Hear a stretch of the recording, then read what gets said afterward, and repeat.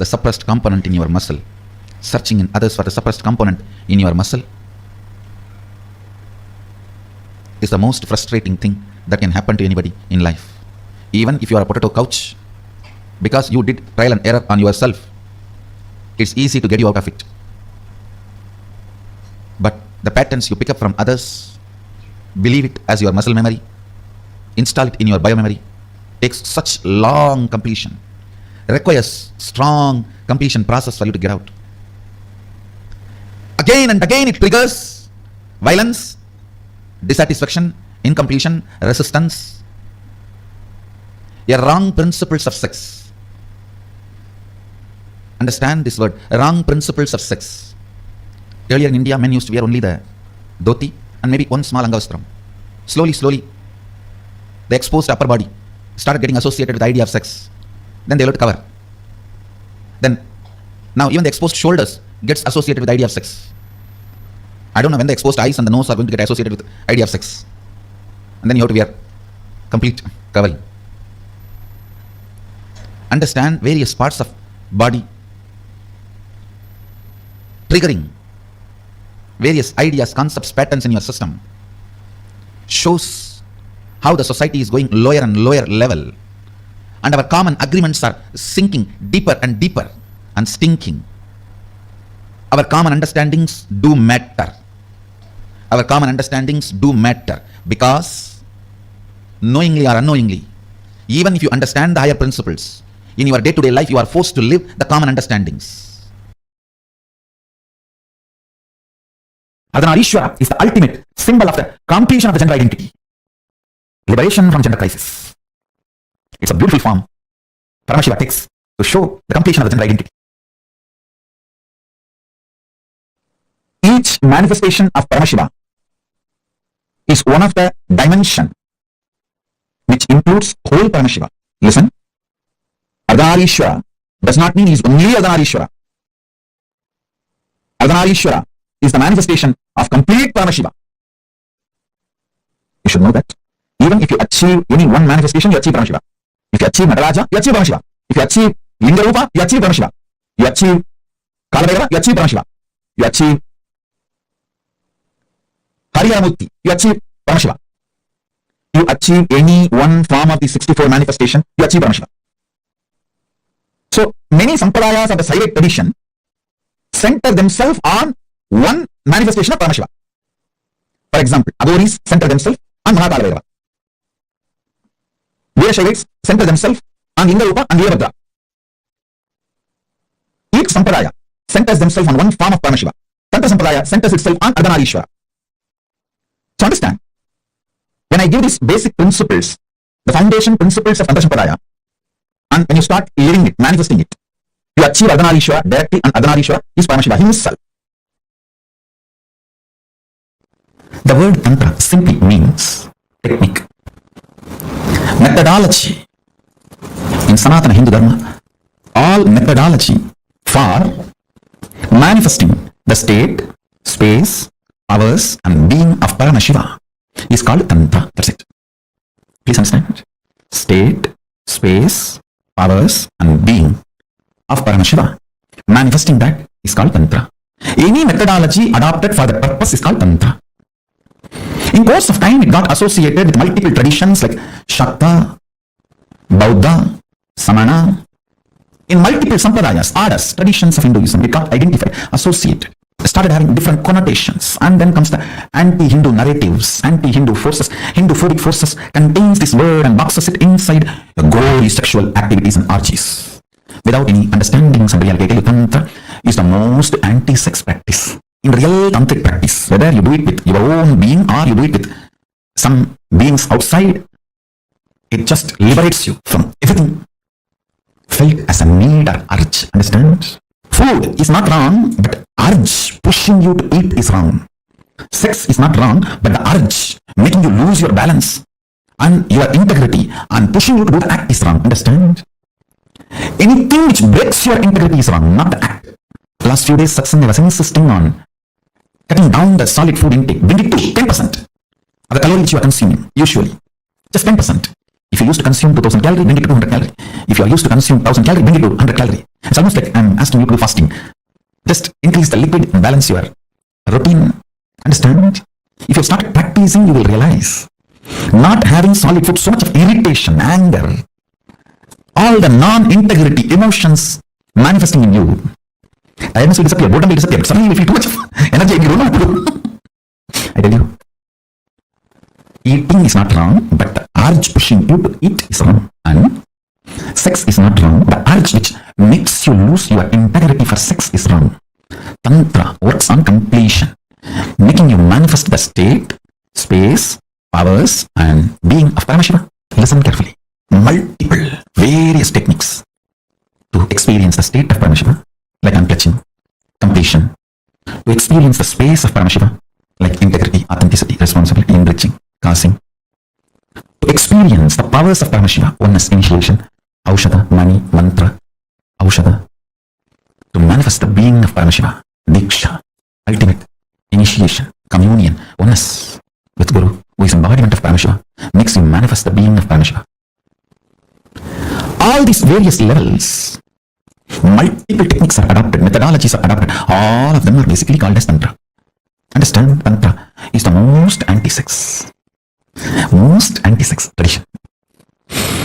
If you believe, if you are told Tantra is the sexual tradition, you are cheated. Be very clear, you are cheated. The kind of feeling grounded you need to have, never to have tears in your eyes, can happen only by Tantra. When you are grounded, complete with all the emotions of body shaming, good, bad, right, wrong, everything need to be cleansed. All the toxic ideas inserted into your system, shame, guilt, about your body and how you look and how you feel and the ideas of sex, gender, everything, all the false ideas society has inserted into you need to be removed. You need to be detoxified from all that stupid ideas. That's the only way you will get grounded and become a real Rudranya. Every man should become a Rudra and every woman should become Rudranya. That is Tantra. Every man should become Paramashiva, every woman should become Parashakti. That is Tantra. Paramashivoham will give you precise understandings about Tantra, deep understandings about Tantra constantly.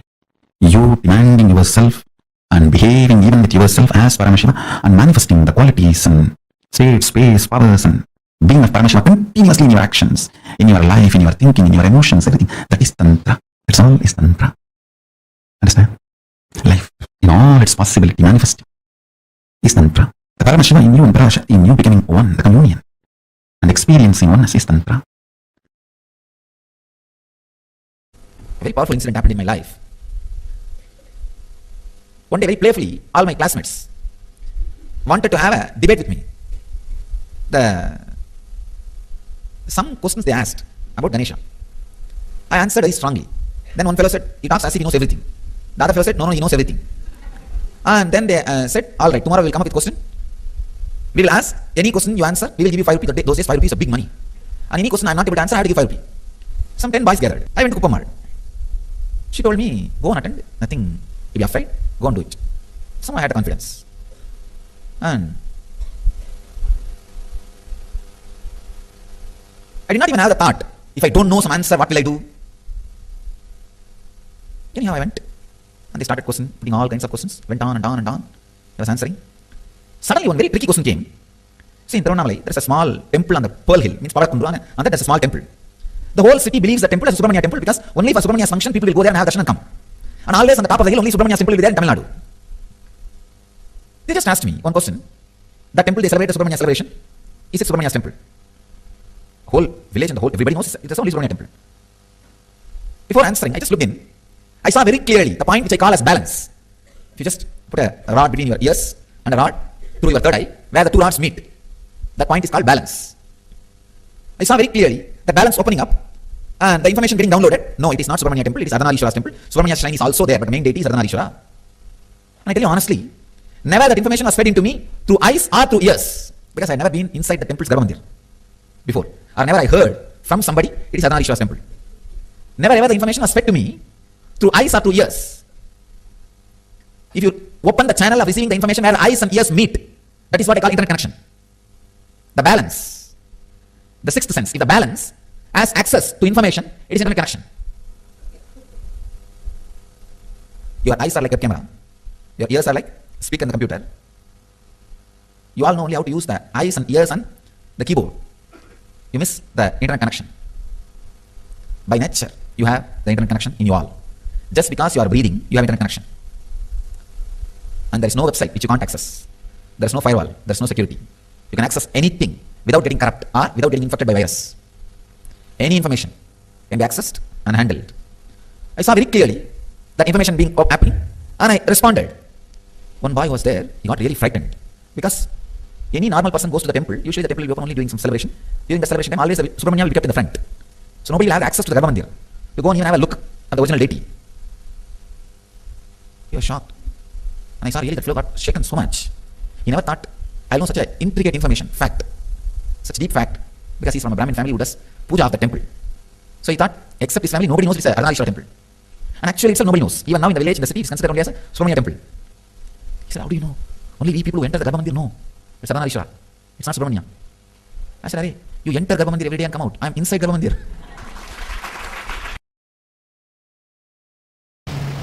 An enlightened being cannot be constrained into, first of all, one body. Forget about constraining me into one gender. In Vedic tradition, we call enlightened beings as transcendental gender, not transgender. Transcendental gender. Neither male nor female or gay or lesbian or transgender. It's a separate kind of a body. We call it Divya Sarira, which reflects the way you want to see, you will go on be seeing it.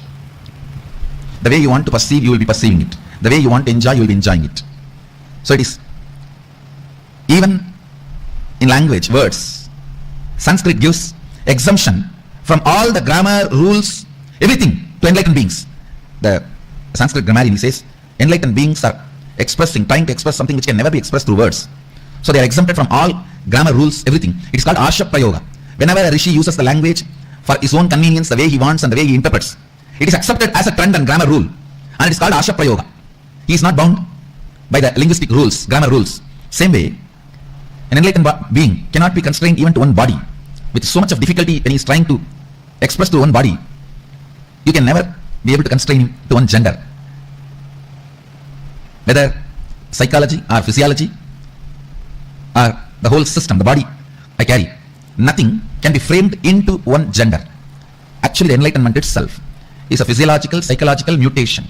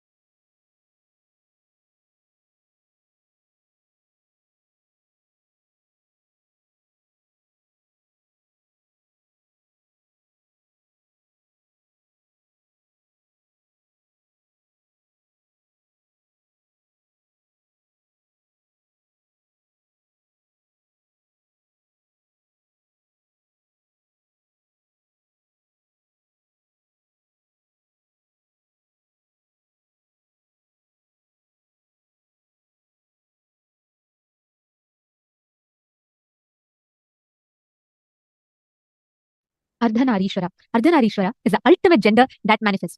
Paramashiva and Paramashiva Shakti. Together, in their cosmic union, they form as Ardhanarishwara. This is a very beautiful story. Paramashiva gives Devi his own half of the body, and he makes literally Devi as his Ardhangini, Ardhanarishwara, to show Bringi, one of his favorite disciples, the truth, the absolute Paramasatya of Paramashiva, that how Paramashiva and Paramashiva Shakti are one and the same. They're not two separate entities. They both are one and the same. This is literally what Ardhanarishwara represents. Ardhanarishwara is the form of Paramashiva and Paramashiva Shakti together, where Paramashiva Shakti becomes part, she literally merges with Paramashiva, and they both give the darshan to the whole humanity. And this form is known for the auspiciousness that it brings. Anybody that connects to this form is blessed and bestowed with ultimate auspiciousness. Like Swami was saying, Hinduism does not give so much of importance to gender, because we know that the concept of gender is not associated anything to do with the quality of our consciousness. That is why Ardhanarishwara represents transcendental gender, not transgender. It is beyond man, woman, it's beyond bisexual, it's beyond gay, it's beyond lesbian, it's beyond any of these genders. It is transcendental gender, where they transcend the very idea, the cognition of gender, and the ultimate gender gets manifested.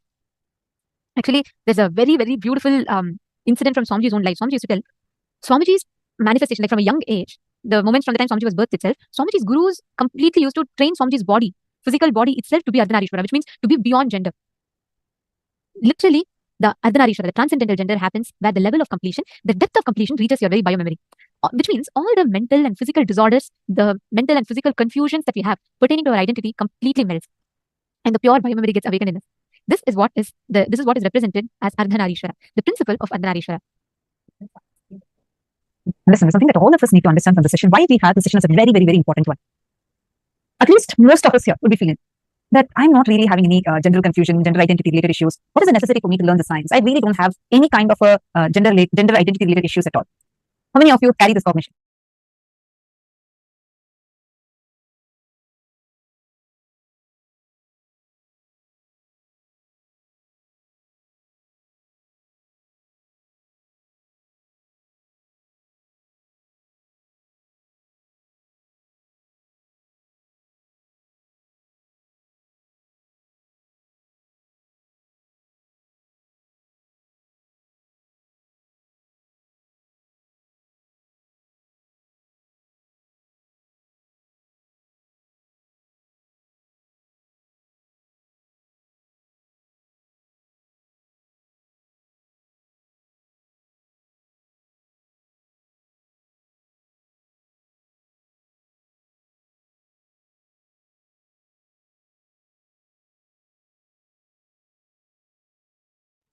Sorry for the technical glitch. I hope now all of you are able to hear me and see us now.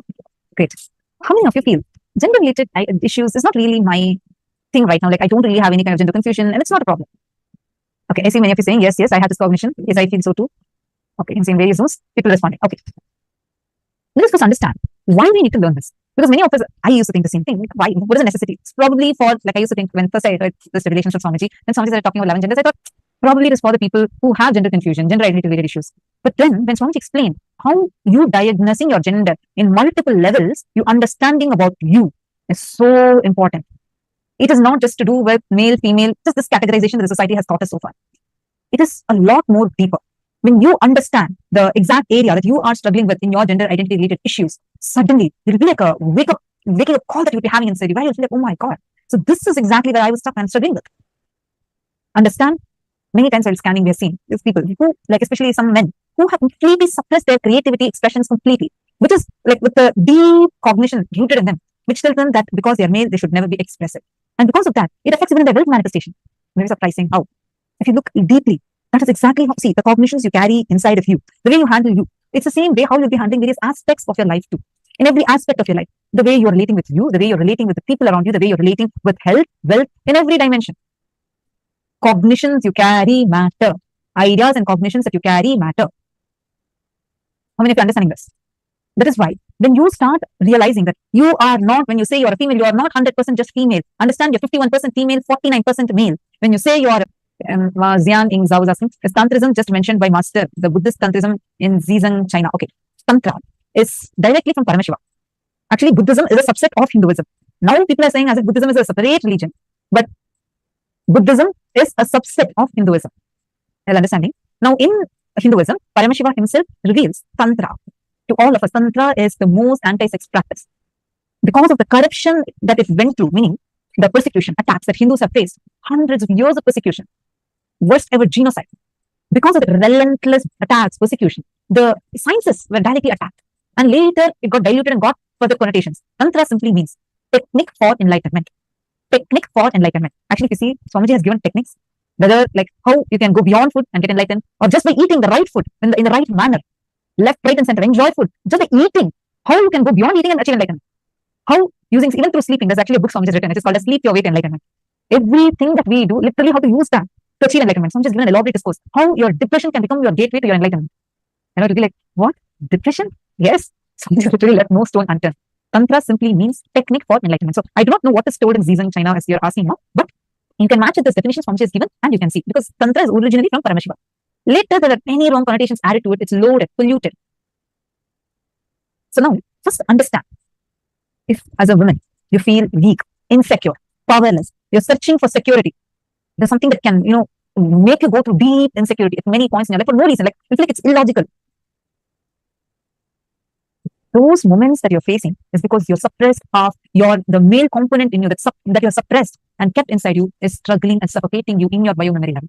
Only when you express it, only when you become complete with your own dimensions, you will manifest amazing grace, which is beyond your features. And that is why You see, all enlightened masters, Siddha Purushas, even when you see in Hinduism, there's a sect of sannyasis whom we call as Naga sadhus. If you see Naga sadhus, right, they will be completely clothless. That's what they're called as Naga sadhus. They're called as Digambaras, the one who wears the sky as their dress. If you look at them, right, you will feel tremendous respect. You'll feel so sacred in Kumbh Mela and all. You will see these sadhus, they'll just be walking around and nobody, you can see hundreds of Naga sadhus, but you can never see anyone thinking anything other than they'll never feel disgust, they'll never feel bad, they'll never feel awkward. None of it. They'll just experience tremendous sacredness and respect. That is what literally is when you realize that ultimate gender through the Ardhanarishwara. When you complete, see, if you all think, oh, what is there, gender completion, all what is there for me to do? No, understand unconsciously the society. If you believe you are either a man or a woman,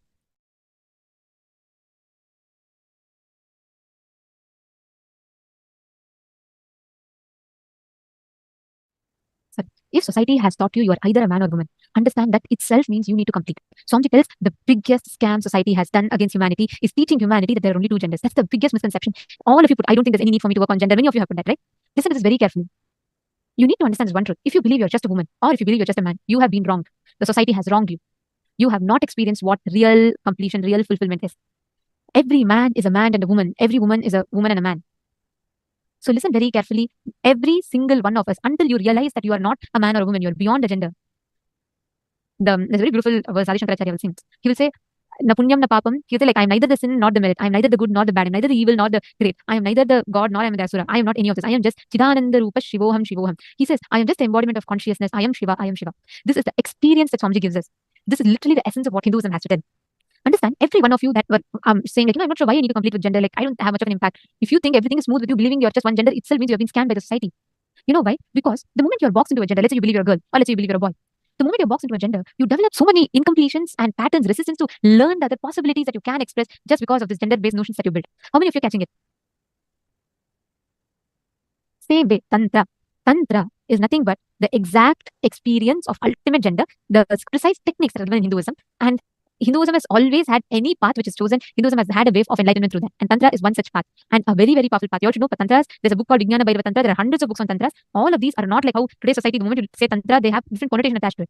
Tantra has been reduced to like some sexual performance in the society's language. Tantra is actually compilation of technique. Tantra means technique. So Tantras are various different techniques for enlightenment. Like, for example, through palm manifestation, achieving enlightenment. Through every night when you fall asleep, gazing at the moon. Each of these are very specific processes given to be able to manifest the higher reality. Tantra is not how the society has misinterpreted it. So my ex is asking, what really does beyond gender mean? Is it just a cognition, understanding of your consciousness, or is it any physical, psychological, etc. manifestations? A very beautiful question, ma. Okay, let me ask you all a question. Now, the moment I ask you all to remember you, right? What do you remember you as? You will remember you as a boy, as a girl. You have a certain idea about who you carry, right? When you're remembering you, when you're associating you, identifying with yourself, your decisions. There is a certain understanding and experience of who you are based on which you make a decision. Am I right? If you're a girl, and if you have been, if you strongly connect that you're a girl, the decisions you make in life will be with that cognition and understanding. Oh, I am a girl. Based on that, you build a certain emotions, you build a certain reactions, you build a certain expectations. You feel you want to have a relationship which will give you more love, which will give you more strength, which will protect you. Something like that. Each one might have different understandings. But the fundamental cognition you're deriving is from based on the understanding that you have about your body, your gender. Now, if the same thing, instead of cognizing yourself as a girl or a boy, you're going to cognize yourself as consciousness. I'll give you this example. Let's say you are a manager, okay, or you're a clerk in office. For a clerk, when he has to make a decision for a certain task, versus when the CEO has to make a decision for a certain task, the cognition will be very different, correct? Like, for example, when a clerk makes a decision, his thing will be very clear. Okay, let me move my task. Let me send it to the next table. Let me see what needs to be done. He will do only in that level. The same thing. Let's say the clerk is now pushed to CEO level. What happens? The clerk has to take into account every single thing. He has to take into account, okay, what will be the implications of the delay in this task? What will be the implication of this decision, that decision, everything. Catching it. Consciousness beyond gender means awakening yourself, understanding that you're consciousness. That's where it leads you to. Catching it? All right, beautiful. Now, let us enter into the palm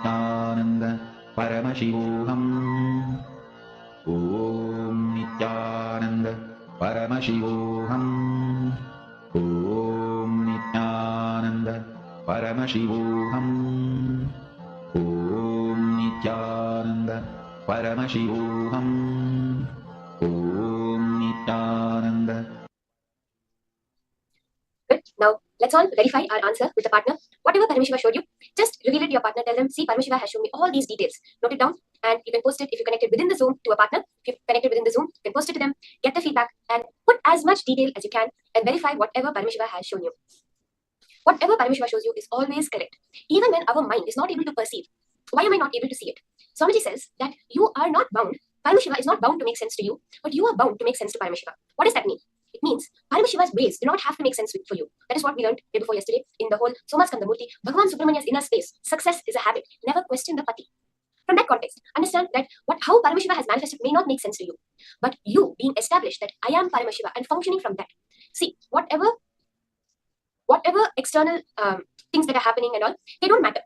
Whatever inner space you are in, that is what matters the most. So when you're doing the manifestation, let your focus be on that. Instead of being focused on the results, be focused on the space that you are in. At every moment, am I being more and more engaged in Paramashiva, in Swamiji? Or am I thinking about something that is matter, something that is physical, that is perishable, that is not Paramashiva?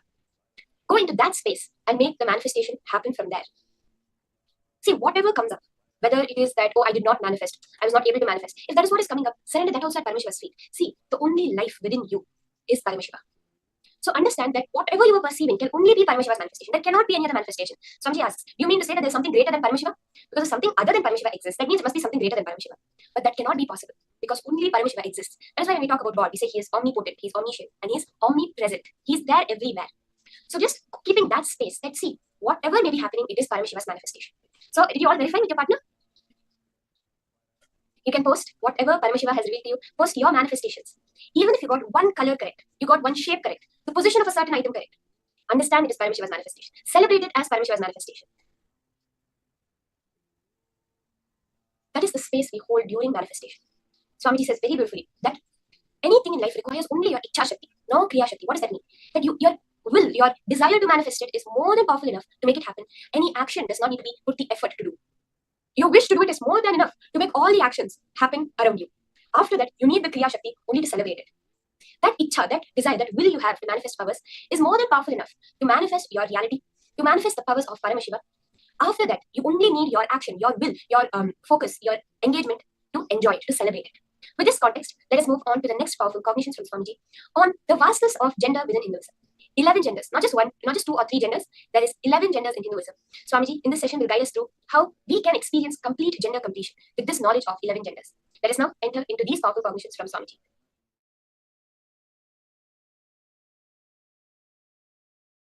Eleven genders. Some of the most powerful sacred secrets and powerful cognitions you need to know from Paramashiva about 11 genders. 1. Gender is the totality of your identification with physical body, psychological layer, physiological existence, and your will about you. Listen. Your physical existence, your physiological existence, your psychological existence, and your identification, aham, will. In all 4 levels, how you feel the totality of all these 4 put together is your gender. And unfortunately, society does not have this elaborate true understanding because this knowledge was kept with elite. Society has only the very rough middle class mentality, mediocre understanding of 2 gender. And now they are coming up slowly only to the level of 3rd gender. But actually 11 genders exist.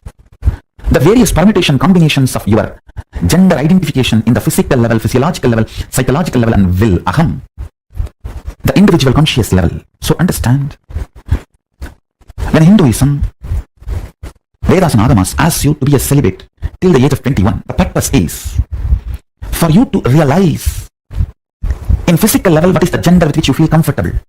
In psychological level, what is the gender with which you are comfortable? In physiological level, what is the gender identity with which you are comfortable? And your conscious, self-conscious level, what is the gender with which you are comfortable?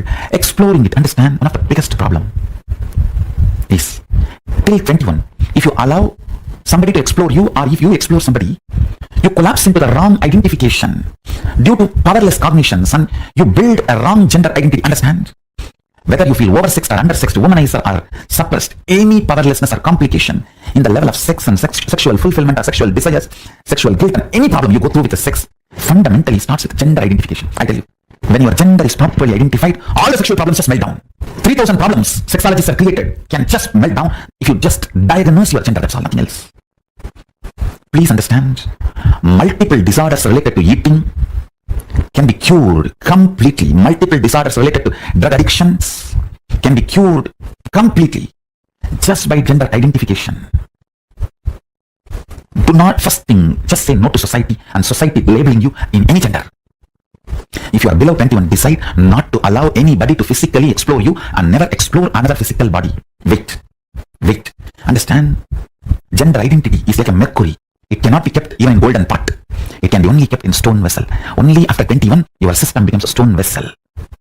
If you are below 21, decide no question of exploring another body or letting another body to explore you. And if you are already above 21 and you feel you have allowed people to explore you or you explored other bodies, don't fall into guilt, but sit and go through every incident and go for completing it.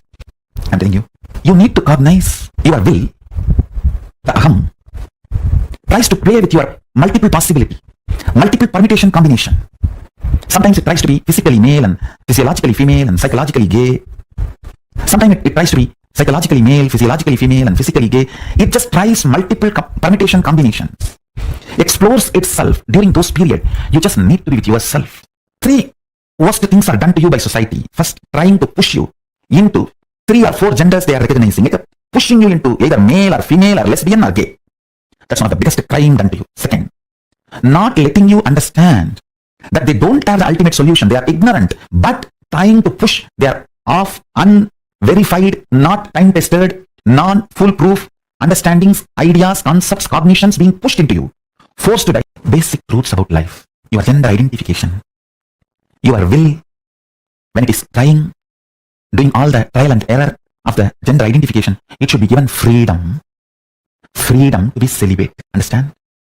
Society is so abusive only if it hooks you into the greed of sexual need. I call it grid of sex.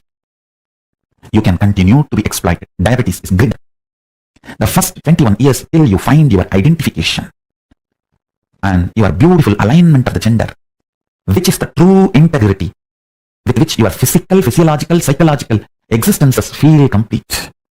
In these 11 genders, one permutation combination gives you a complete completion. Wow. The heaven experience in your body. Your 6 feet body feels heaven. That experience to happen in you, you need to explore what is the gender you are really, which one you feel, I know me. To come to that experience, that is what I call the state of Ardhanarishwara. Paramashiva. The state of Ardhanarishwara. Ardhanarishwara is the ultimate symbol of the completion of the gender identity. Liberation from gender crisis.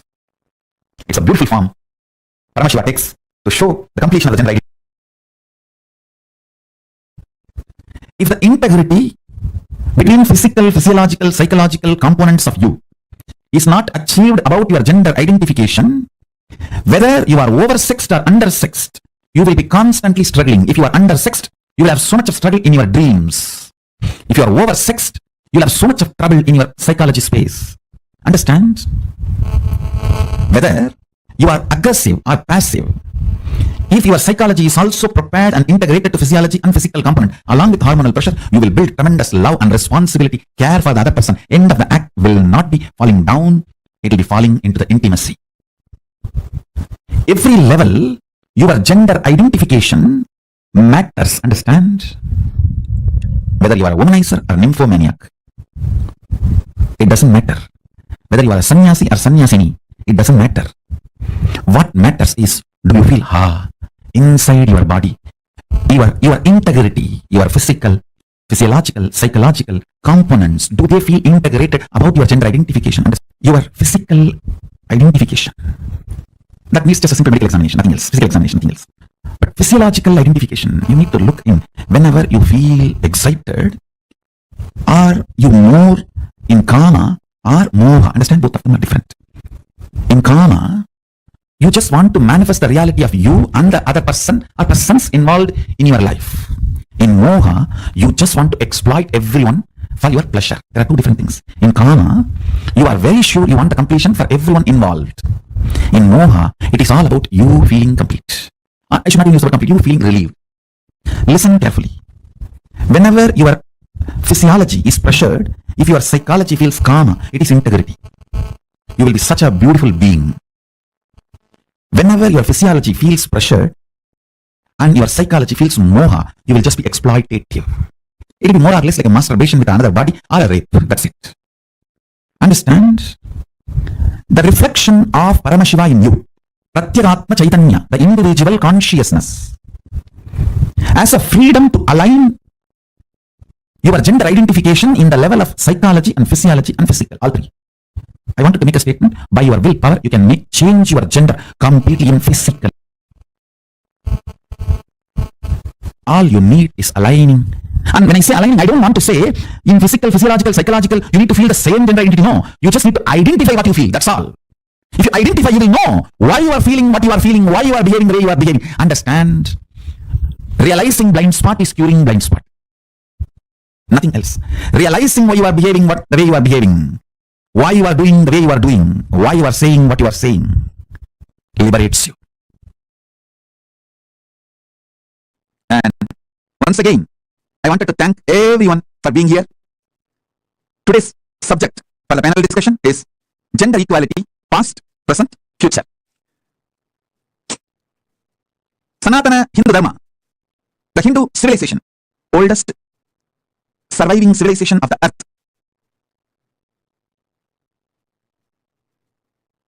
manifested the gender equality in its uniqueness. Each gender, not just as we know, socially accepted, just male and female. Hinduism elaborates about 11 genders. Each gender finding their highest potential and manifesting all their possibilities and powers is the gender equality in Sanatana Hindu Dharma. Hinduism created a beautiful ecosystem. Vedas elaborately document the existence of 11 different genders.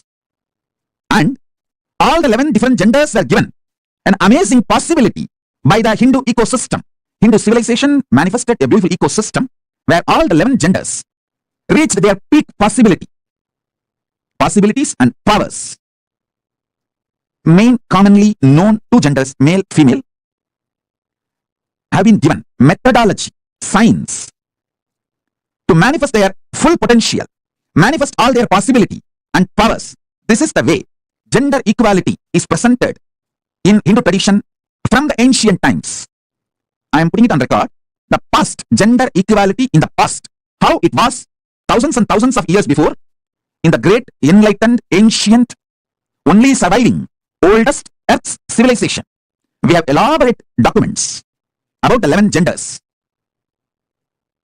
and each gender's role, how they can reach their peak potential, how we can all coexist without violating each other's space, without putting each others in insecurity, supporting each other without complicating or competing, but complementing each other. That was the way Hinduism practiced, manifested gender equality. It is elaborately documented in our Vedas and Agamas. I'll give you an example. Women. By their very DNA, women have the capacity, groundedness, to hold an ecosystem, a family together, a team together, a community together.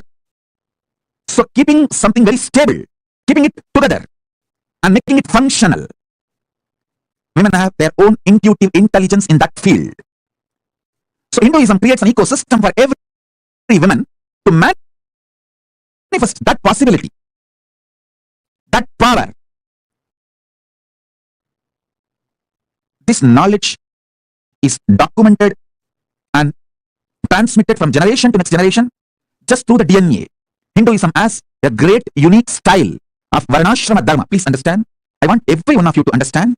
Our Varnashrama Dharma of Hinduism is not anyway classifying human beings as higher or lower based on their birth. No, I want to make it very clear. The Varnashrama Dharma gives unique place to all the Varnas and all the Ashramas creates an ecosystem for every type of being to flower. Varna ashrama dharma is knowledge transmission through DNA, through the way biology in the modern day now, the modern science is proving. Information, knowledge can be documented in your DNA, in your muscle memory. Thousands and thousands of years before, the Vedic masters, the masters of Vedic civilization, ancestors of Vedic civilization, know this truth. This knowledge system, information, can be documented in DNA and it can be transmitted from generation to generation and it can even develop itself. It can even upgrade itself. It can even update itself. This science forms the foundation for woman's place in Hinduism. Same way, man has his own role, keeping the power of consciousness. Each gender has something unique to contribute for the humanity. Each of them reaching their peak potential and manifesting their powers, their possibilities, serving the best way to the humanity and experiencing fulfillment, liberation, moksha is the purpose of the Hindu ecosystem. If the Agamas, 11 gender idea is introduced to the world, the modern day sexology business will collapse. It's a business, making you believe you have a problem and then exploiting you in the name of solution. Actually, everything related. Whether problems or difficulties, understandings related to sexuality can be solved just by this one understanding of 11 genders. The moment you identify your gender, problem is solved. Then you know how you are going to be functioning. It is a simple mechanism. See, body is the best outfit you can wear. Understand this word. Body is the best outfit you can wear. The food or the pleasures your body asks, your body feels, is just dependent on how you feel about your body. The moment you know what is you, all struggle will stop, will drop. Its attitudes decide the gender you are going to develop in you. Blessed are those who build a gender of Guru in them with their intimate, integrated relationship with the Guru. When you cherish intimate, integrated, authentic relationship with Guru, you grow in a gender called transcendental gender, because he is transcendental gender. You will grow in that same transcendental gender. That is what I call cosmic union, oneness. Paramatantra is Paramaswatantra. The relationships you have decides the gender in which you are growing. Gender is not static, it is dynamic. Fools are those who believe gender is static. As long as your body is dynamic, gender is dynamic. How food creates or heals diseases in you, the love and the relationships and the persons whom you cherish decides or heals gender in you. Understand how your weight is changing. It is dynamic. Your weight, your blood pressure, your sugar level, how your body is dynamic. Same way your gender is dynamic. If you think your gender is static, you are a fool. Your gender is dynamic is the truth. Based on the food you eat, your health changes. Based on the love you eat, the thought currents you eat, your gender changes. The most sweetest, intimate, personal, integrated, authentic relationship with Guru makes you grow into transcendental gender that is directly equivalent to the enlightenment and power manifestation you will have. Understand? Modern day tons of researchers are already revealing. The person with whom you have physical relationship, you carry all their DNA and you get impacted by all their DNAs. Men or women. Same way, the person with whom you cherish psychological relationship, you carry and get impacted by all their biomemories. The Guru, who is literally divine, Paramashiva, with whom you have intimate, integrated, personal, authentic relationship, you carry his very DNA, very biomemory, and very powers, enlightenment, bioenergy itself. Enlightenment or power manifestation is all about intimacy, integrity, authenticity you have with your Guru. The personal relationship with your Guru. That's all. That's all. All the best things in my life happened because of my intense, intimate, integrated, personal relationship with my Gurus. The future of the world is going to be this way. Future of the planet Earth is going to be exactly this way. Once you become 18, now you have the freedom to choose which country you want to live. What should be your language? What should be the field you want to enrich the world? And which faith you want to live? Which religion you want to pick up? Which gender you want to have? It is going to be very common, the gender exchange operations. Gender change operations are going to be just like a cough cold medication. It's going to be available every street. Very soon, you don't need to be bound in the gender you are born. You don't need to be bound in the religion you are born. You don't need to be bound in the country you are born. You don't need to be bound with your mother tongue. So naturally, all the people who promote love for your country, love for your religion, love for your mother tongue, love for your culture, love for your gender, they will all be outdated.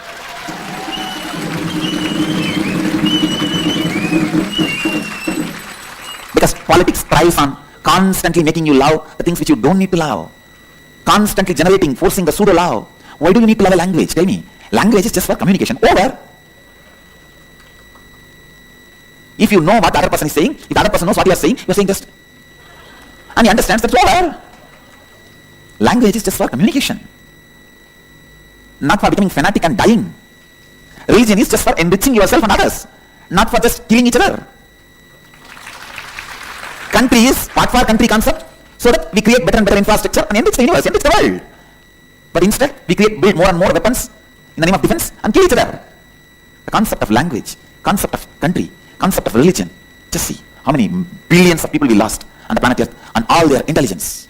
There are some religions, even while you are alive, they kill your intelligence.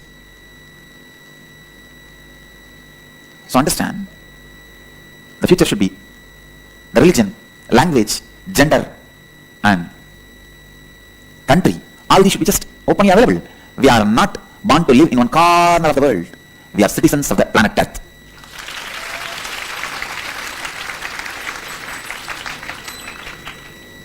This can happen only by Vedic tradition. I tell you, only by Vedic tradition, which has a strength to stand any scrutiny. And not only that, even though it accepts all traditions, even if you don't accept Vedic tradition accepts you.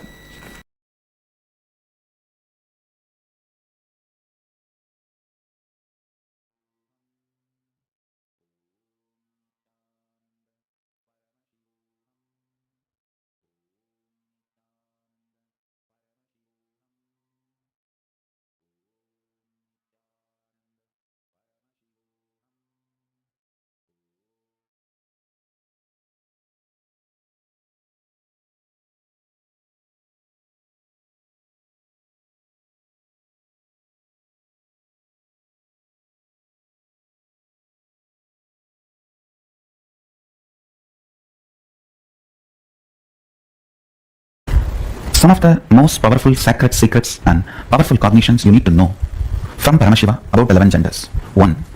Gender is the totality of your identification with physical body, psychological layer, physiological existence, and your will about you. Listen. Your physical existence, your physiological existence, your psychological existence, and your identification, aham, will. In all 4 levels, how you feel, the totality of all these 4 put together is your gender.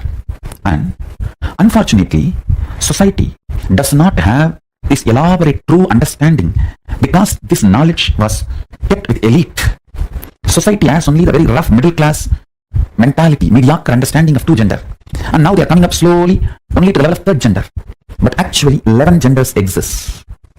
The various permutation combinations of your gender identification in the physical level, physiological level, psychological level, and will, aham, the individual conscious level. So understand, in Hinduism, Vedas and Agamas ask you to be a celibate till the age of 21. The purpose is for you to realize in physical level what is the gender with which you feel comfortable.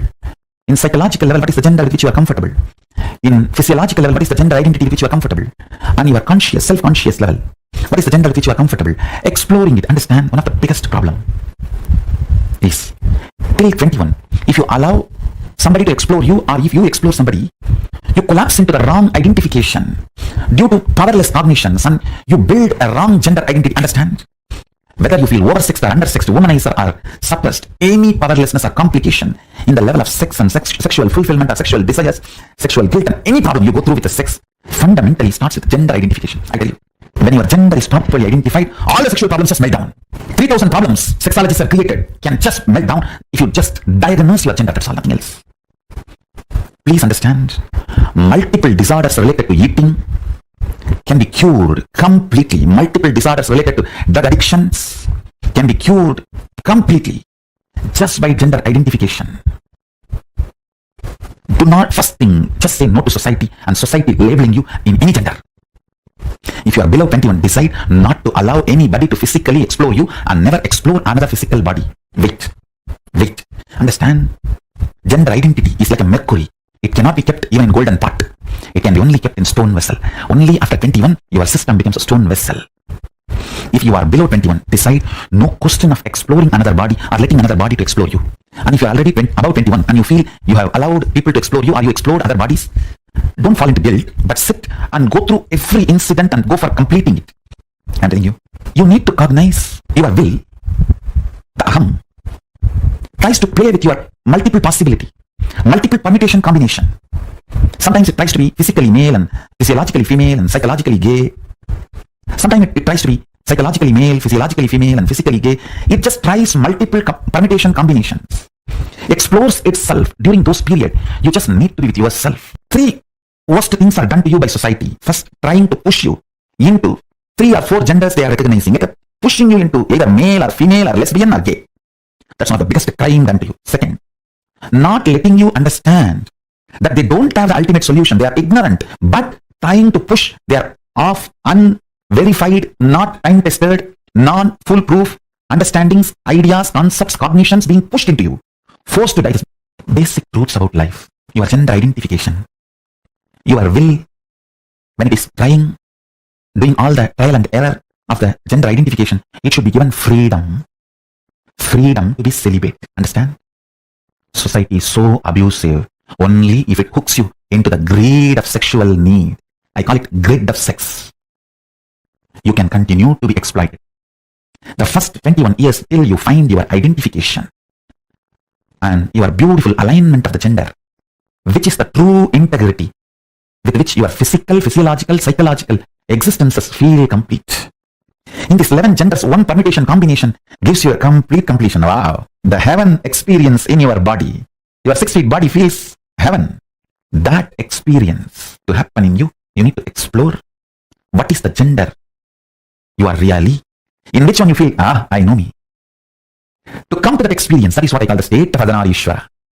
Paramashiva. The state of Ardhanarishvara. Listen.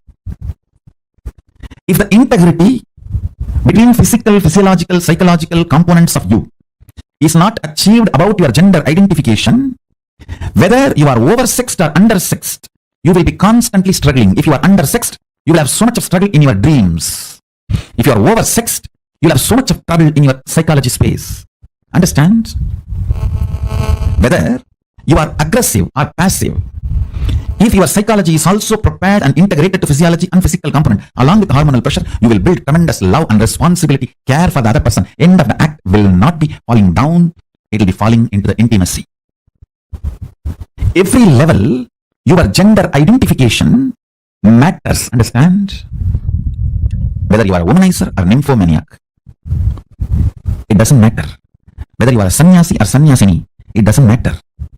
What matters is, do you feel inside your body, your integrity, your physical, physiological, psychological components, do they feel integrated about your gender identification? Understand? Your physical identification, that needs just a simple medical examination, nothing else. Physical examination, nothing else. But physiological identification, you need to look in whenever you feel excited, or you more in kama or moha. Understand? Both of them are different. In kama, you just want to manifest the reality of you and the other person or persons involved in your life. In moha, you just want to exploit everyone for your pleasure. There are two different things. In kama, you are very sure you want a completion for everyone involved. In moha, it is all about you feeling complete. I should not use the word complete, you feeling relieved. Listen carefully.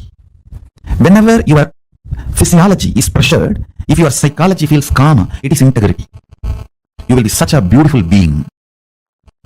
Whenever your physiology feels pressured and your psychology feels moha, you will just be exploitative. It will be more or less like a masturbation with another body or a rape. That's it. Understand? The reflection of Paramashiva in you, Pratyagatma Chaitanya, the individual consciousness, as a freedom to align your gender identification in the level of psychology and physiology and physical, all three. I wanted to make a statement. By your willpower, you can change your gender completely and physically. All you need is aligning And when I say aligning, I don't want to say in physical, physiological, psychological, you need to feel the same gender identity. No, you just need to identify what you feel. That's all. If you identify, you will know why you are feeling what you are feeling, why you are behaving the way you are behaving. Understand? Realizing blind spot is curing blind spot. Nothing else. Realizing why you are behaving the way you are behaving, why you are doing the way you are doing, why you are saying what you are saying, liberates you. If you integrate your gender identity, whether you are a sannyasi or a grihastha or a womanizer, you will be such graceful being. You will be such graceful being. I have seen the most graceful sannyasi and the most graceful womanizers. I have seen both. And sometimes I used to wonder how both of them radiate such grace. I realized it is not about the action. It is about the integrity and identity you feel in physical, physiological, psychological and conscious level. Most graceful celibate I have seen is Yogi Ramswar. He's absolute brahmachari, but such grace. And the most graceful grihastha I have seen, Raghunath Yogi. He had 14 kids, but his grace is, I'll say, equivalent to Ramswar. Grace means ability to generate huge love and respect in the other person the moment he sees you, she sees you. Just by sight, if you are able to instigate, invoke tremendous love and respect, that's called grace. Beautifully, Valmiki describes when Sita entered the court, the whole court stood up, including Janaka. Understand? Janaka is father. He says the grace she was carrying was such, all the rishis, munis, and the people who came for Swayamvara who were supposed to get married to her, or who came with a lust to marry her, all of them forgot their identity for a few seconds and just stood up. The grace she was radiating. I tell you.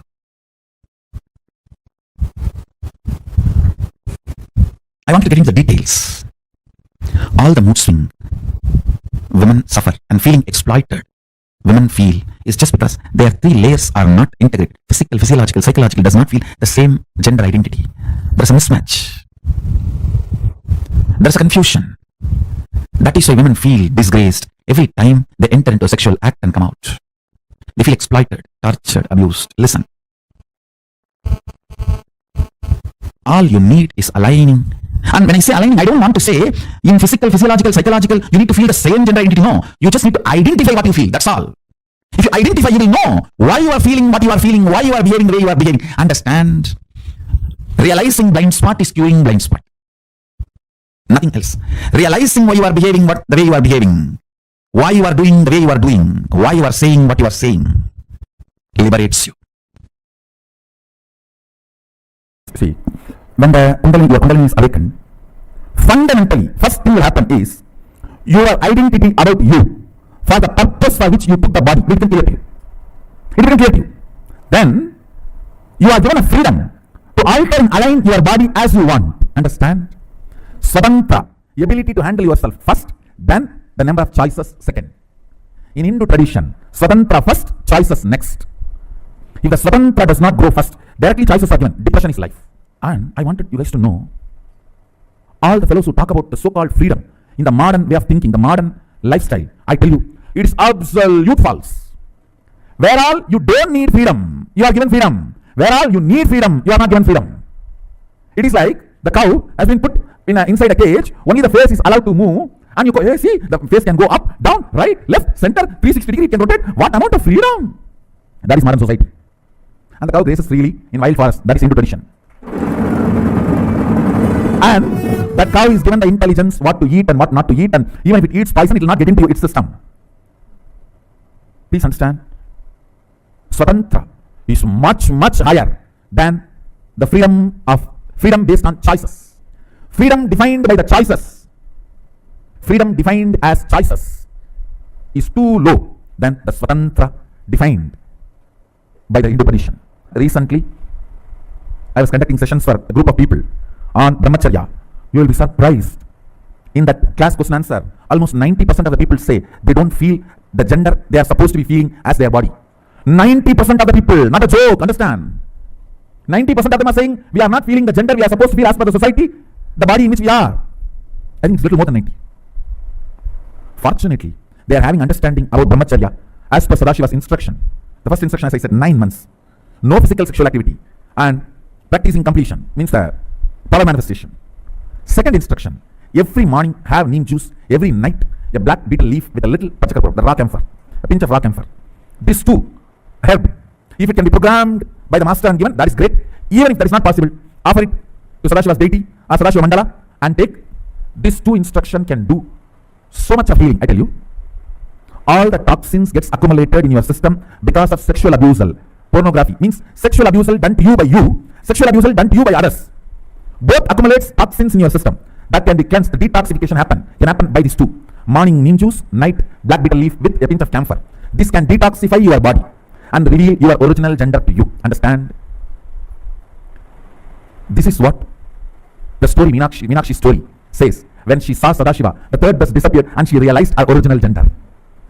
She realized her original gender, her original identity. Till we get that, we will not know who we are. When she had the darshan of Sadashiva, the third breast disappeared and she realized her original gender. Understand? This two instruction can bring tremendous healing and realization of your original gender. Can happen in you. That can solve almost 90% of your problems. Center your gender identity on consciousness rather than your body or mind, then you will understand the science of engaging with life and relationships without getting into sexual act. The science of entering into relationship with the whole universe without engaging physical or sexual act is pure power manifestation. Listen. Listen. I'll repeat. Do not take your consciousness, life for granted. Center your consciousness on Paramashiva. Center even your gender identity. Understand? The science I'm teaching you now is the most powerful, beautiful power manifestation science. Center even your gender identity on consciousness instead of your body. Listen, when you look in, even before you remember your gender as a male or female, center your core existence on your consciousness. Remember, your consciousness, your pure consciousness. On that understanding, cognition, your pure consciousness. If you build your existence, understand? The more and more you remember your consciousness, more and more you engage yourself with the understanding your consciousness, more and more the nectar-based chemicals and hormones will happen in your system. Listen.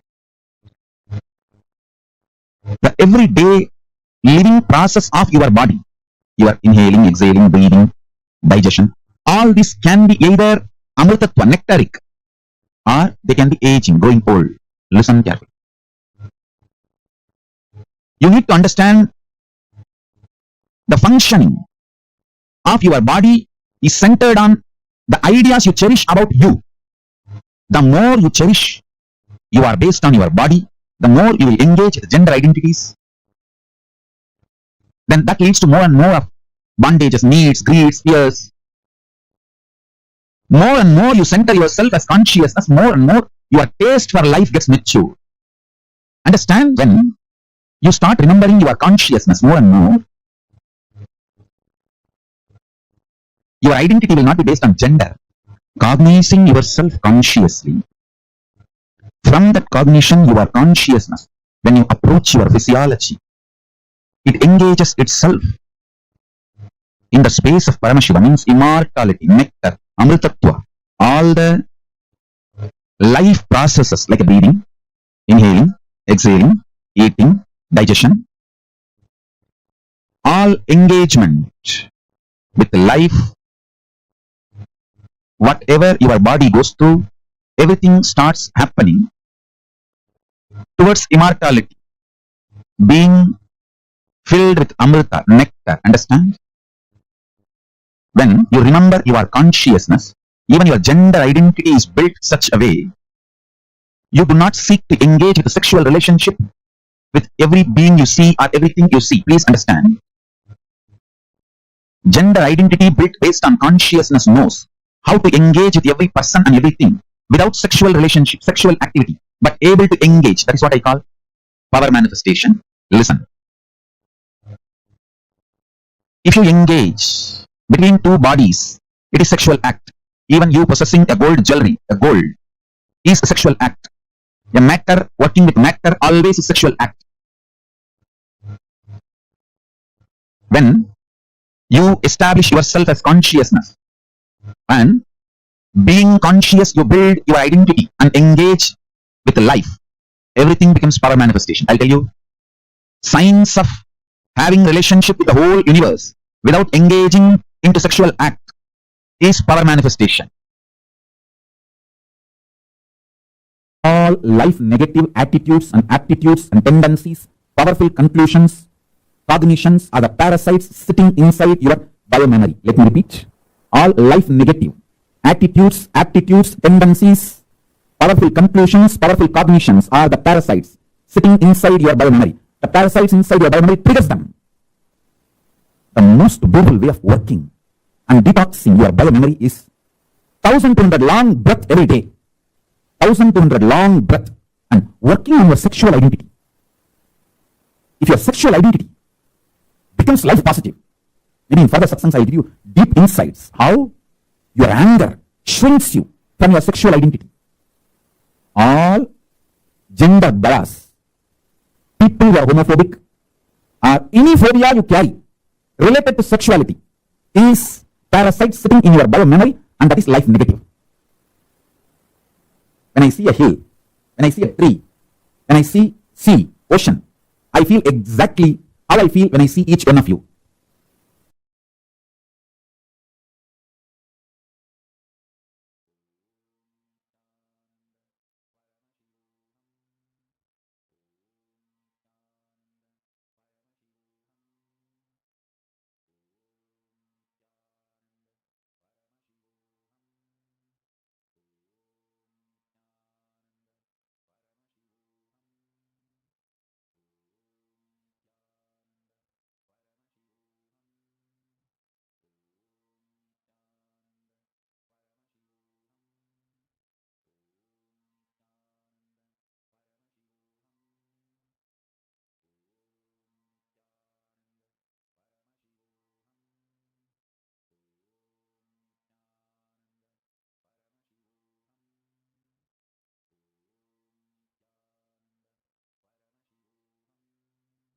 This was an amazing session where Swamiji revealed to all of us about gender, breakthrough understandings about gender, gender identity, and how we carry the confusion in our inner space pertaining to gender.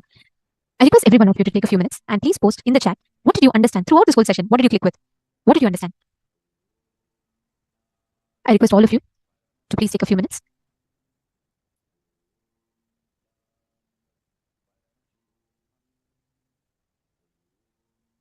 Pin down in the chat whatever you have understood.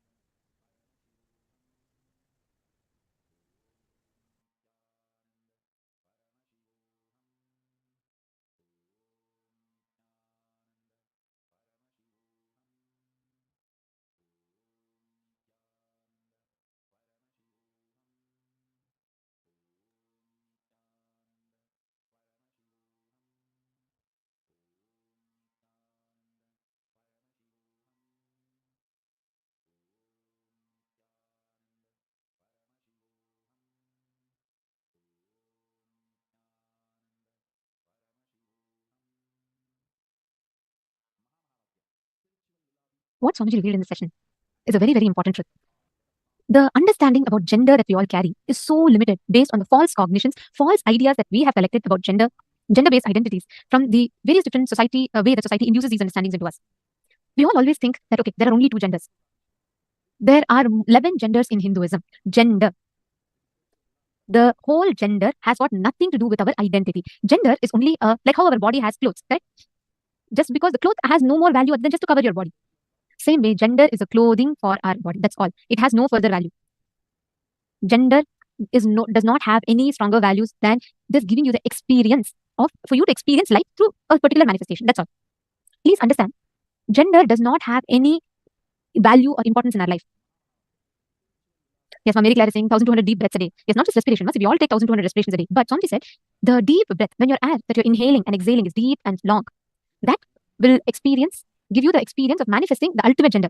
That our gender thoughts are from society. Correct. Machasika Martinez posted understanding. Beautiful.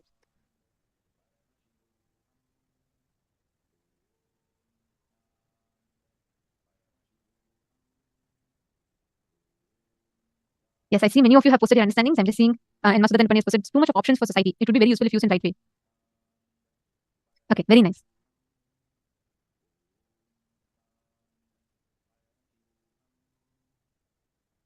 Yes, Ma Nitya Kalyana is asking, Swamiji has revealed. See, Ma, you're asking why Swamiji says that any matter works on a matter is a sexual act. Because anything that is not infused with consciousness it only gives you agitational gratification. Even the physical relationship, when it is not infused with the understanding of consciousness, only becomes it becomes a gratification. It just becomes a temporary gratification value. It does not give you the value add of consciousness moving towards enlightenment. Ma Nitya Kalyana Sundari, I think. Yes. Ma Nitya Kalyana Sundari, right? See, you're asking why Swamiji don't like that. Please listen carefully, Ma. What Swamiji reveals is a very important truth for us to understand. Whenever you do something which is not infused with consciousness, it only becomes agitational gratification. That's what Swamiji said, right? It only gives you temporary gratification. That's all. What you can actually experience, the consciousness that you can actually experience, even your sex, when it comes from the context of wanting to experience the higher dimensions of enlightenment, will move you towards that. That's what Swamiji is explaining as Tantra. You're understanding, Ma? See, Ma Virupaksha, you're saying, actually, I'm not sure I have totally understood what Swamiji said. For I never had any doubt about me being a female attracted to males as defined by society. I just accepted it. The problem is not, see, when Swamiji is saying, right, that society, if you believe you're only one gender, that's the biggest scam done to you. Listen very carefully, Ma Virupaksha. It is not that, oh, you're supposed to be confused. That is not the thing. Unfortunately, you defining yourself as only a female is a scam done by the society against us. The moment we start associating and limiting ourselves to that, you stop expressing the other attributes within you freely flowing from you. Your consciousness gets cut off, especially today. If you see statistics show clearly, kids have physically, the age when kids hit puberty has been reduced by 2-3 years, because even before the child understand themselves, they are forced to enter into relationships. When we say gender, all of us are thinking, oh, gender means body. Okay, if I have a female body, I'm a female. If I have a male body, I'm a male. It's a simple. No. You thinking your body and your hormones alone decide your gender is wrong. You are made up of your physical, physiological, psychological, and conscious will. In each of these levels, what gender do you feel? When a kid grows, right? From even before the kid understands who he or she is, as soon as they're born, we say, okay, you're a boy, you're a girl. Girls like Barbies, boys like cars, girls like this, boys like that. And each of it are a set of rules. Even the so-called feministic world where women empowerment and all that is happening, we're not talking about that. It's not a question of man versus woman. No. The very concept of gender is put as a chain, literally binding the child. So even before the child wakes up, the child is bound by saying, okay, you're a girl. So, okay, sit like this, walk like that, learn this, do this, be soft, be gentle, whatever we tell. The connotations we start adding to the gender. From that, they start watching movies, they start watching social media, they start picking up the concepts from social media, televisions, and movie channels. What happens? Even before they understand themselves, they start creating ideas. This is what Swamiji is defining, Ma Virupaksha. Listen very carefully. Let's say a small child. The moment the child is born, we say you're a girl. Okay? And then we start teaching child, how girls should be. Or when the child sees, right, it sees other girls, let's say on the YouTube or on movies. Slowly, the child will start associating her own responses to seeing that of how other girls react. So she'll start picking up the concepts of love, her idea of relationships, her idea of what is good, what is bad, how people should treat her, how she should respond to situations in life, everything based on that. That is the reason today, kids, even when as they're just 16 or 15-year-old kids, they have not even understood themselves, they already start having boyfriends and girlfriends. Why? Because they feel when that hormonal urge happens, they do not know how to fulfill themselves. They do not know how to ground themselves. They start trying to go and look for it from outside. They start trying to get that satisfaction from outside. This is how they start falling in, they start having incompletions, they start developing domestic cognitions. Are you catching it, Ma Virupaksha? Are you catching it? So this is the exact confusion that we all put ourselves into. Whenever these gender-based concepts come, our discussions and dialogues on gender is extremely limited and restricted to our limited ideas of gender. Yes. Ma Vimala. Okay, Ma Vimala is asking that, can you explain the difference between Kama and Moha? Moha is, see Ma, Moha is attachment. When you're attached towards something. Any attachment is Moha. Kama can be two. One, Kama is desire. How you direct your desire is up to you, but the pure will, that desire is what is Kama. But that Kama, when it is attached club with Moha, that is what all human beings suffer with. All our relationships, conflicts, everything happens because of that. We start getting attached to it. We start getting attached to our definitions and notions we carry about it. How many of you are understanding? How many of you got this understanding about 11 genders? Could you all please put yes in the chat? See, Ma Kalyan Sundari, you're saying I always feel females are underrated and exploited, especially in workplace, not only by men, even judged and rated by other females. See, here is not a discussion about what is good, what is bad, or male versus female. It is not even about that. See, the very concept of equality in gender is what? The moment you're trying to say women should be equal to men, there itself you are categorizing. There itself you are boxing yourself into just that one definition. Gender is fluid. Gender is not static. Gender is dynamic. You can never say, oh, I am just one gender. This is what I am. It can never be that way. Makalyana Sundari. As long as people clutch to one gender concept. That is why if you see young kids, they start feeling so suffocated. Today, so much of divorce, so many things are happening, right? Teenage pregnancies, divorce, or kids, just in young age being exposed to so many unwanted stuff. All of these are happening. Why? Why is there so much violence amongst children? Just this one concept, gender, being suffocated onto them, where the kids do not actually spend time exploring themselves. By the time the kid turns 18, already there's a pressure. They see, oh, everyone around is having girlfriends. I also need to go get my girlfriend. The society, that kind of pressure that they get, constantly they are driven with that, and they get stuck with that. So what happens even before they spend time understanding what is my up, when they hit the physical puberty, right? That's the time body starts going through hormonal changes. So that is the time you will start seeing for the first time so many changes and differences are happening in your body. At that time, even before you understand yourself what exactly is happening, you try to go from outside, gain someone's support to say you are like this, you're like that, to give you the care and love. That is why today so much of suffocation and so much of disturbance is happening around us. Catching it? I now request every one of you to write down all your cognitions about yourself in all these 4 levels. Means, what are the judgments you carry about your physical body? What are the judgments you carry about your physiology? What are the judgments you carry about your psychology and your conscious will? Please take a few minutes and list it down.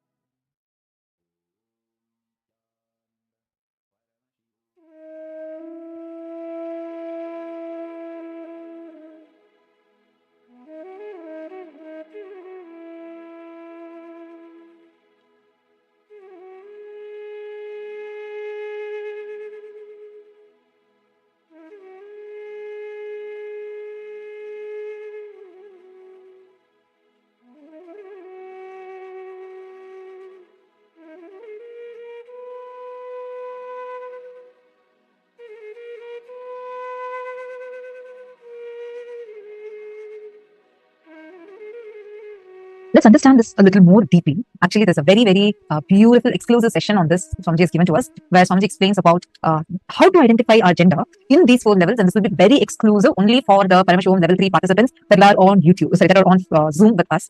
It's an exclusive session. Swamiji explains how, if in all 4, let us say physically, physiologically, psychologically, and consciously, you are a male, then you are going to be suffocated. You're going to be stuck. Only when you are having physically male, physiologically female, psychologically male, consciously female. Understand what this means. Physically, being active, aggressive. It's a quality of masculineness. Physiologically, being passive. If you are a man and you are physiologically very active and aggressive, if your physiology is aggressive, you will be suffering with high blood pressure. The hormones will go extremely high. Suddenly you will see you'll be extreme in diabetes, extreme in BP. All these things will become extreme. Hypertension. These kind of disorders will start developing in you if your physiology is aggressive. This is for male. Whereas for female, when the female body, if you're physically female, and you're physiologically, if you are aggressive, your physiology is aggressive, it will burn fat. If you are a male, you need to be physically, your body should be physically aggressive. The whole physical body should be active, aggressive. Physiological system should be passive. Psychologically, you should be active, aggressive. Consciously, you should be passive. This needs to be listened a few times, and it needs to be contemplated upon. Understand? In each layer, how you are matters. Identify now, physically, what you are, how you feel about you, physiologically. It is not just about whether you feel, oh, I'm a female, in every level I feel I'm a female, so I'm a female. No, it's not even based on which gender you get attracted to. That does not decide who you are. That is also a small part of your physiology, but how you are, how you operate. Are you passive? For women, being passive, physically passive, physiologically active is important. Understand, this is a very, very, very important subject. If any of you are not understanding this, please post it in the chat. And what you're understanding also, please post it in the chat. So whatever you're understanding, type it out and post it in the chat. Physical body is body. Is physiology hormones, you're asking. Physiology is hormones also, but not just hormones.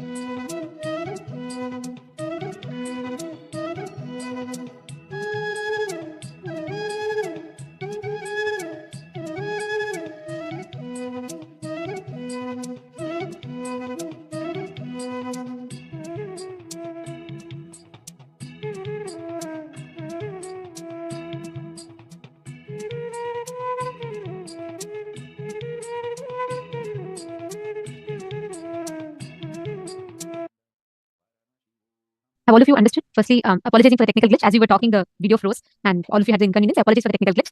Did all of you understand about these 4 levels? What is physical, psychological, physiological, and conscious level? I'll explain once more because I see even in the mail room there are some of you who have asked the doubt. Pavanaya is asking, Fabio Bruno is asking what level are. Okay, Fabio Bruno, listen carefully. There are 4 levels that we're talking about. Okay, physical level is physical with your body. What are all the judgments you carry about your body? This is a very, very important exercise. So I request all of you to sincerely do this. The first part is in your physical level. What are all the incompletions that you carry? For example, you don't like the way your body is, you think you're too fat, you think you're too thin, you think you're too dark, you think you're too fat, all the incompletions and judgments you carry about your physical body. Second one is psychological layer, where all the emotions, second one is physiological layer. Physiological, listen carefully. Physiological means all the hormonal, all the chemical functions in your body. For example, physiologically, you feel your voice is not as good. You feel that, your hair development is not good. Or physiological impacts in your body. Understanding? All of these pen down. How your body part functions, your physiology. Physiologically, you feel like your some parts of you is not functioning properly. You have some incompletion with that, whether it's your voice, whether it is the way your organs develop. So write down all the incompletions and listen very carefully. You're writing it down only for yourself. You can even tag this paper and destroy this paper after you write down. But just write down what exactly is your incompletion in all these levels. Be very honest and pen it down. It is very important that we're all writing it down, understanding what exactly is happening inside of us. The third is psychological layer. In the psychological layer, write down the incompletions that you carry, where you feel about the way your thinking processes. Like for example, you feel you're too weak, you're not manly enough. Or sometimes you feel you're too boisterous, you're not like girly enough. Like that, we carry different incompletions. You're emotionally strong, you're emotionally very weak. You're not like smart, you're not like strong, your physiology build is not like a, or the physical structure is not like a woman or not like a man. Write down all these incompletions. Ultimately, in your conscious level, means what is your will wanting to be?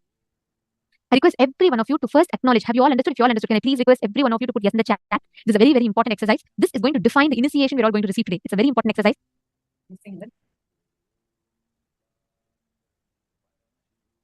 Sorry, I see another question that Ananda Chandrasurya has asked. He's saying, if we switch between being physically active and then passive, does that mean we experience dual genders physically? Is gender capable of being fluid in all levels? Okay. First thing, gender fluidity is possible, but not with the powerlessness that we carry. Only when there is completion, like if you see Swamiji, he is not, you can't bind him into any one category, male, female, transgender, nothing, none of these. He's beyond all. That is why he's called as transcendental gender. How many of you have seen the Parashakti Akashic readings?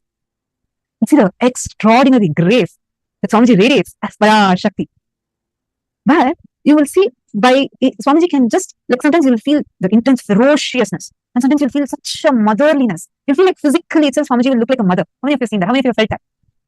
See, because actually Swamiji says even Swamiji's body, because it's a Divya Sharira, this is not a normal body. Swamiji's is a Divya Sharira. It is literally almost like a fluid. That is why, like whenever Swamiji is giving the darshans, Baba Samaya darshans, physically you will see so much of a difference in each darshans.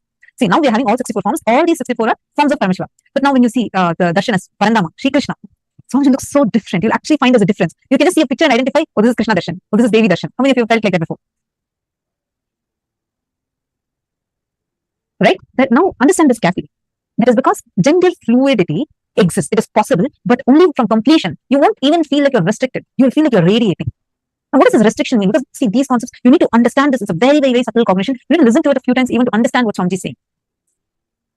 Physically being active and then becoming passive. It's like a normal routine for all of us. Suddenly we're like very active, then suddenly we're lazy. But passiveness is not equal to laziness. Passiveness is not equal to inactiveness. Passiveness comes from deep patience that develops in you, established on Paramashanta Swarupa.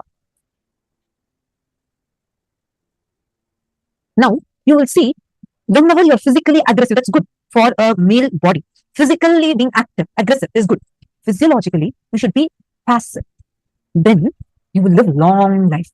Physiology means not just restricted to your hormones, it is even the blood flow that's happening in you, the neurological system that's there in you, all these are under physiology. That category comes for all these things. Even the way you relate to opposite gender, or any other gender for that matter, all this comes in physiology. How you feel, whether attracted to a certain gender, not attracted to a certain gender, whatever, all that comes under physiology. But you need to understand this physiology a little more. How in physiological level are you active or passive? Are you aggressive or passive? Are you going to be with a lot of urge for everything? Or is it going to be from a deep patience? Passive. When you all write down, right, you will be able to understand it even deeper. So I'm going to request you all to take a few minutes and first pen down. And once you finish writing down, please put yes, you're done in the chat.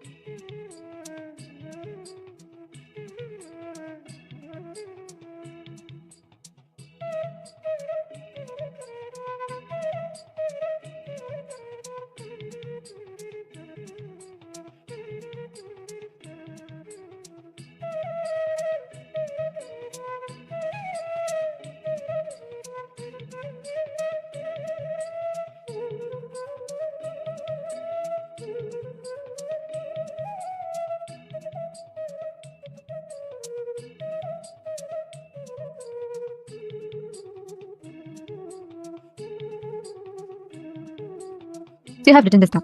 We'll be entering into the next step of this exercise. I request all of you to sincerely do this. In the next part, write down which gender are you comfortable with in all these 4 levels. Take a few minutes. Like for example, physically you may want to be a male, physiologically you may want to be a female. Like that, write down. You're putting that you're not sure about conscious will because it may differ from situation to situation. Correct. At this moment, what you're feeling, you can write down. Later on, maybe let's say your consciousness matures and you want some other thing, or you feel like because of situation you want something else. That's totally fine. But at this moment, in the present moment, currently, what is your conscious will comfortable with? Write it down. How many of you have finished writing the first step? Can we all enter into the second step, please? Can I please request everyone to post? We will take questions towards the end, but I request everyone to please write down.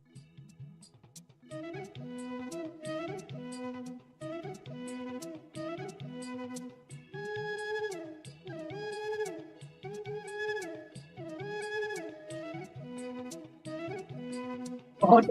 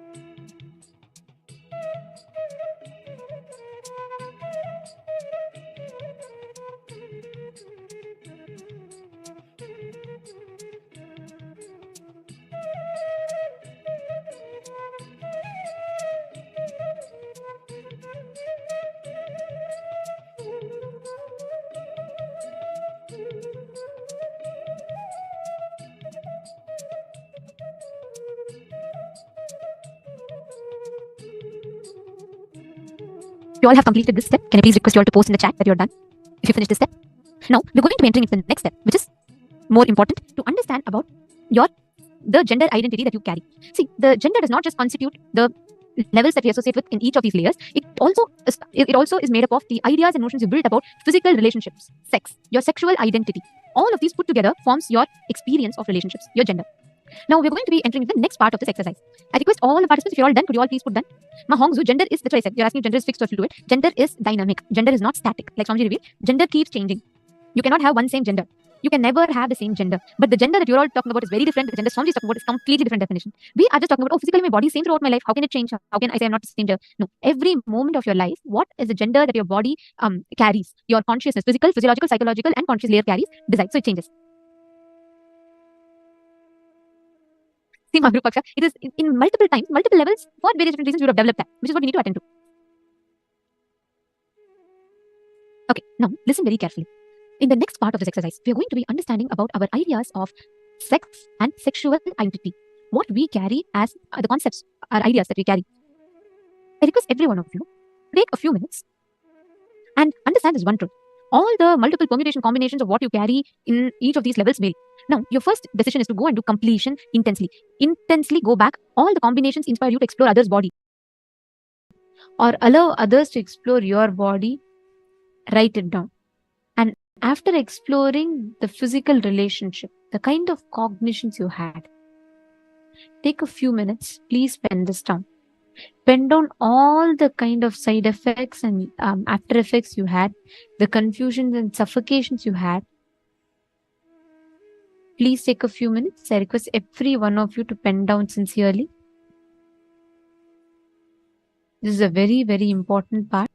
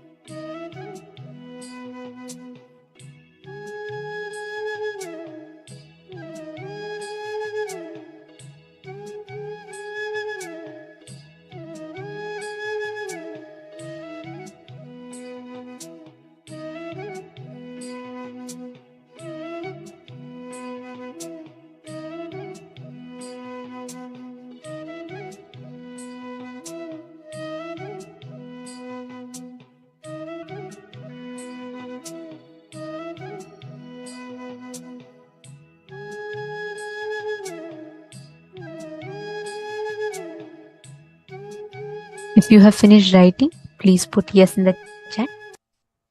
How many of you have finished writing? Please put yes in the chat.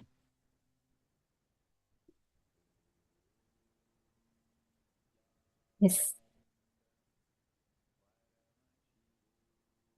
See, what we're learning today is a very, very important subject.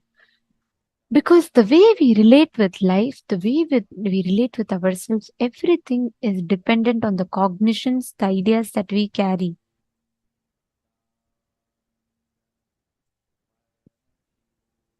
As you diagnose, as you write down, you will start seeing how the ideas that you carry inside you about you, the thoughts, ideas, and emotions you carry in each of these levels will start breaking. You will actually start seeing so many delusions that we build. Understand, every moment each of us create these incompletions within ourselves. We start getting stuck. We start creating unnecessary suffocation in our inner space. This is the root for all suffering that we carry. Understanding? Okay, now we are going to be entering into the next session, a very, very important one, because many of you had this as a question in this session, right? Understanding about gender equality. What is gender equality? We're going to be listening to those revelations now.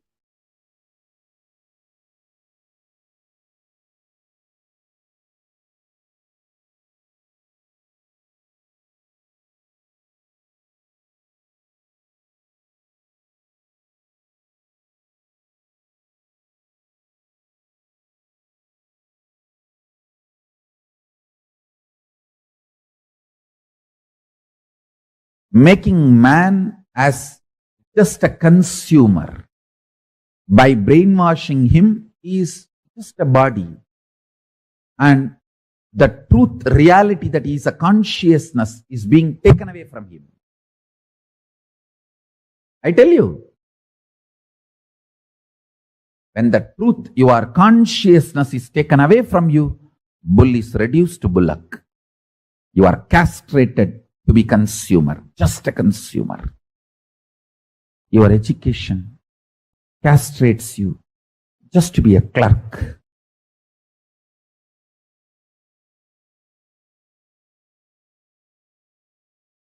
Marketing monsters castrate you just to be a consumer. The sex-based industries, pornography, actually in the modern day, all the cinema industry and the TV serial, everything is sex-based only. Sex-based entertainment industry castrates you just to be consumer of their entertainment.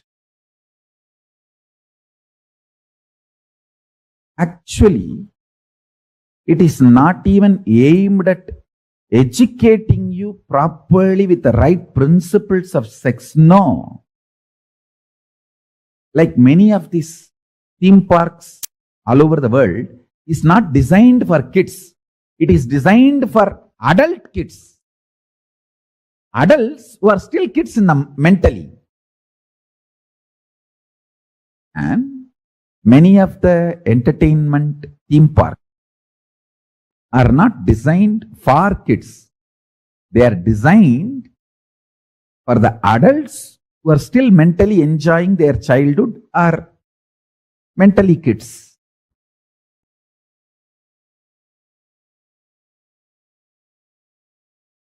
Listen, same way, the sex-based entertainment industry is more focused on them being a masturbation value for you, not any educating or any useful for your existence. Their focus, the whole focus is just to be a masturbating value for you. That's it. Nothing more. Listen, Oh Hindus, wake up to all these conspiracies. These people who make the whole sex industry, sex-based entertainment industry, a masturbation value, nothing more than that. These guys go on accusing Kama Sutra of the Hindu tradition is sex perversion. Hey, Kama Sutra looks at sex with entertainment and enlightenment value. All three. Entertainment, entrainment, and enlightenment value. But the sex-based industries of the modern world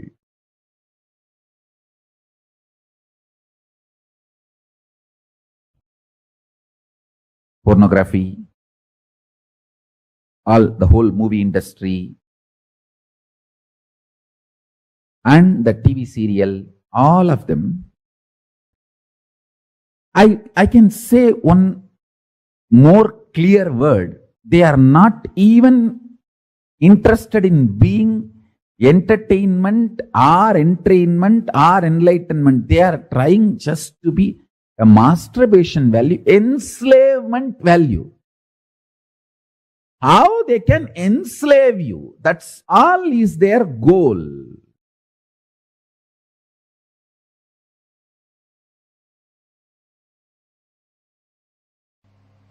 Men always think lust is the biggest suffering. Even a womanizer knows lust is the biggest suffering. But I tell you, it is not lust.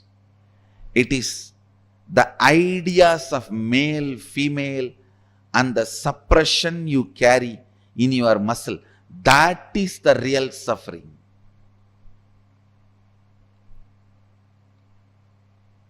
Even the idea, if you are a male, you have to conquer.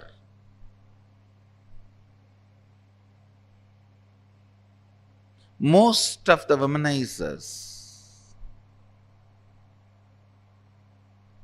not even have so many women in their life for pleasure, because after some time they realize the pleasure does not get generated by constantly changing the external partners. Every womanizer realizes, but it is like a conquering. That stupid idea, if you are a male, you have to conquer, goes on torturing you, goes on punishing you, goes on putting your life in deeper and deeper hells.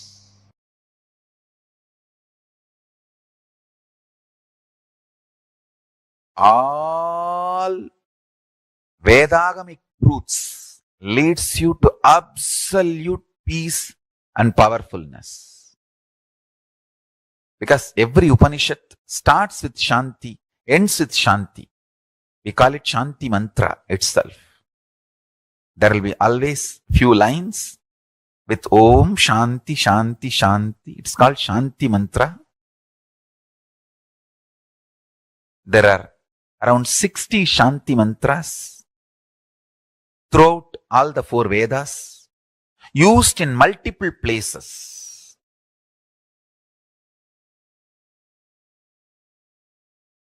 Every Upanishad will start only with Shanti mantra and end only with Shanti mantra.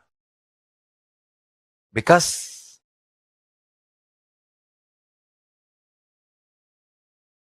the pure peace-based powerfulness-based peace is a breeding ground for Paramashiva to manifest.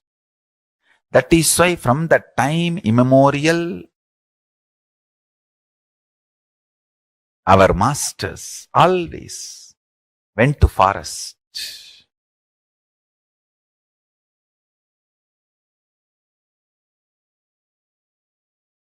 practice Shanti-based Shakti, Shakti-based Shanti. There are 4 basic fundamental animalistic patterns: hunger, anger, extreme violence-based sex, sex-based violence. The mess up of violence being delusively considered as sex and sex being delusively understood as violence. These are the 4 patterns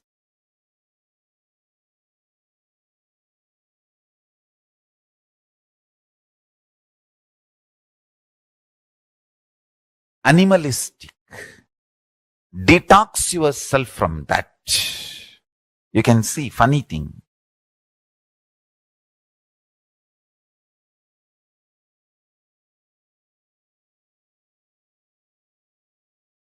Violently raping is considered as sex, and the fighting seems to be more like a sexual activity. That is why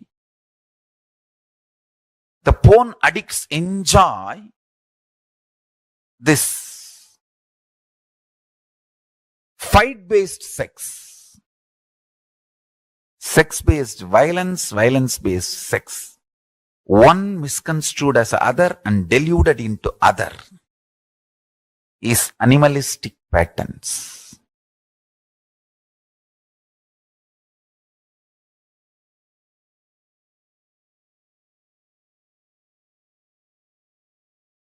Hunger, anger, confused, deluded violence, confused, deluded sex. This 4 is the animalistic patterns. Detox yourself. If you detox yourself from this 4, you grow that Shanti, Paramashanta Swarupa, and you manifest Paramashanta, and you manifest Paramashivatva. Nothing can be compared to the strength of the peace you have grown inside. The quality of the peace-based powerfulness is called maturity as per the Vedic tradition. Aging is not maturity in Vedic tradition. The Paramashanta which grows in you is maturity in Vedic tradition. Paramashanta Swarupa. Meditate on Paramashiva. Connect with Paramashiva. Prabhu, I know you are eternal Paramashanta Swarupa. Please manifest in that space, in that state in me. That is what I call Mukti-based Bhakti. Devotion centered on liberation. Liberation centered on devotion. Enlightenment centered on devotion. Devotion centered on enlightenment.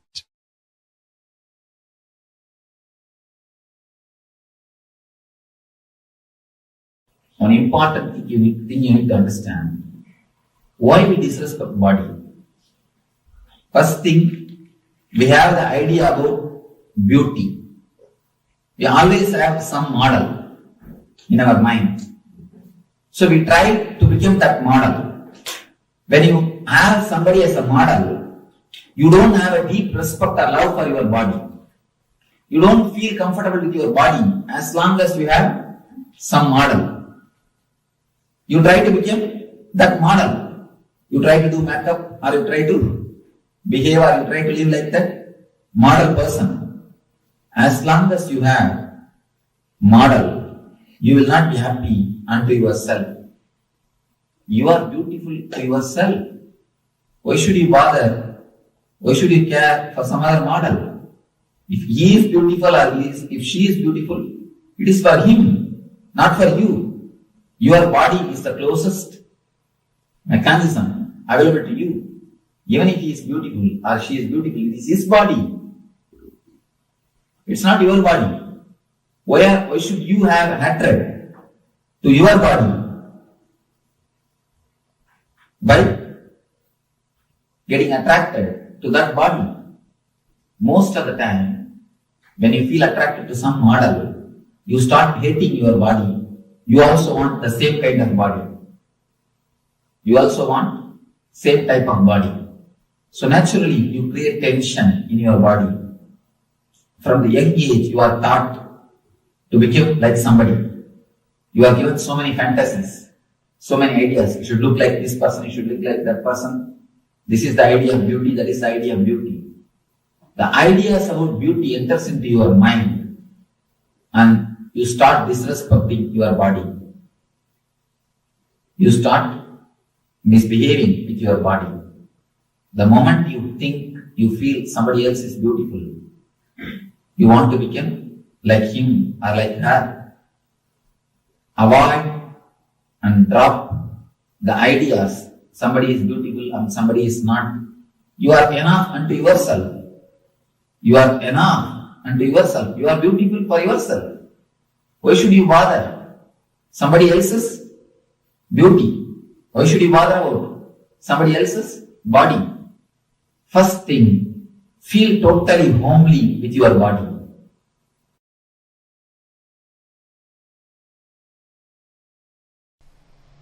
Sadashiva explains about beauty in Agama. In one place, very beautifully expressed. Who is beautiful person? Many places Sadashiva does not use the gender, beautiful man or beautiful woman, no. Because we believe in 11 genders, he just says beautiful being. 3 qualifications he gives. The moment you see, you should be stunning. The eye should just pop up. Automatically the eye should expand.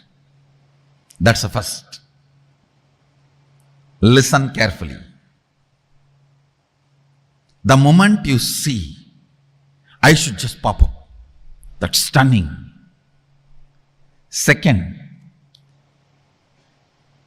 the grace should flow in every action. From the moment of waking up to the moment of falling asleep, grace should permeate in every action. And every bhavana that person, the third point, every bhavana that person assumes. If you have to translate in a modern way, every dress he wears or every attitude he assumes, every aspiration he assumes, every bhavana, visualization he assumes, it should radiate beauty. These are the 3 qualifications he gives for a beautiful being. First, the moment you see, stunning, eye should pop up. Next, whole action,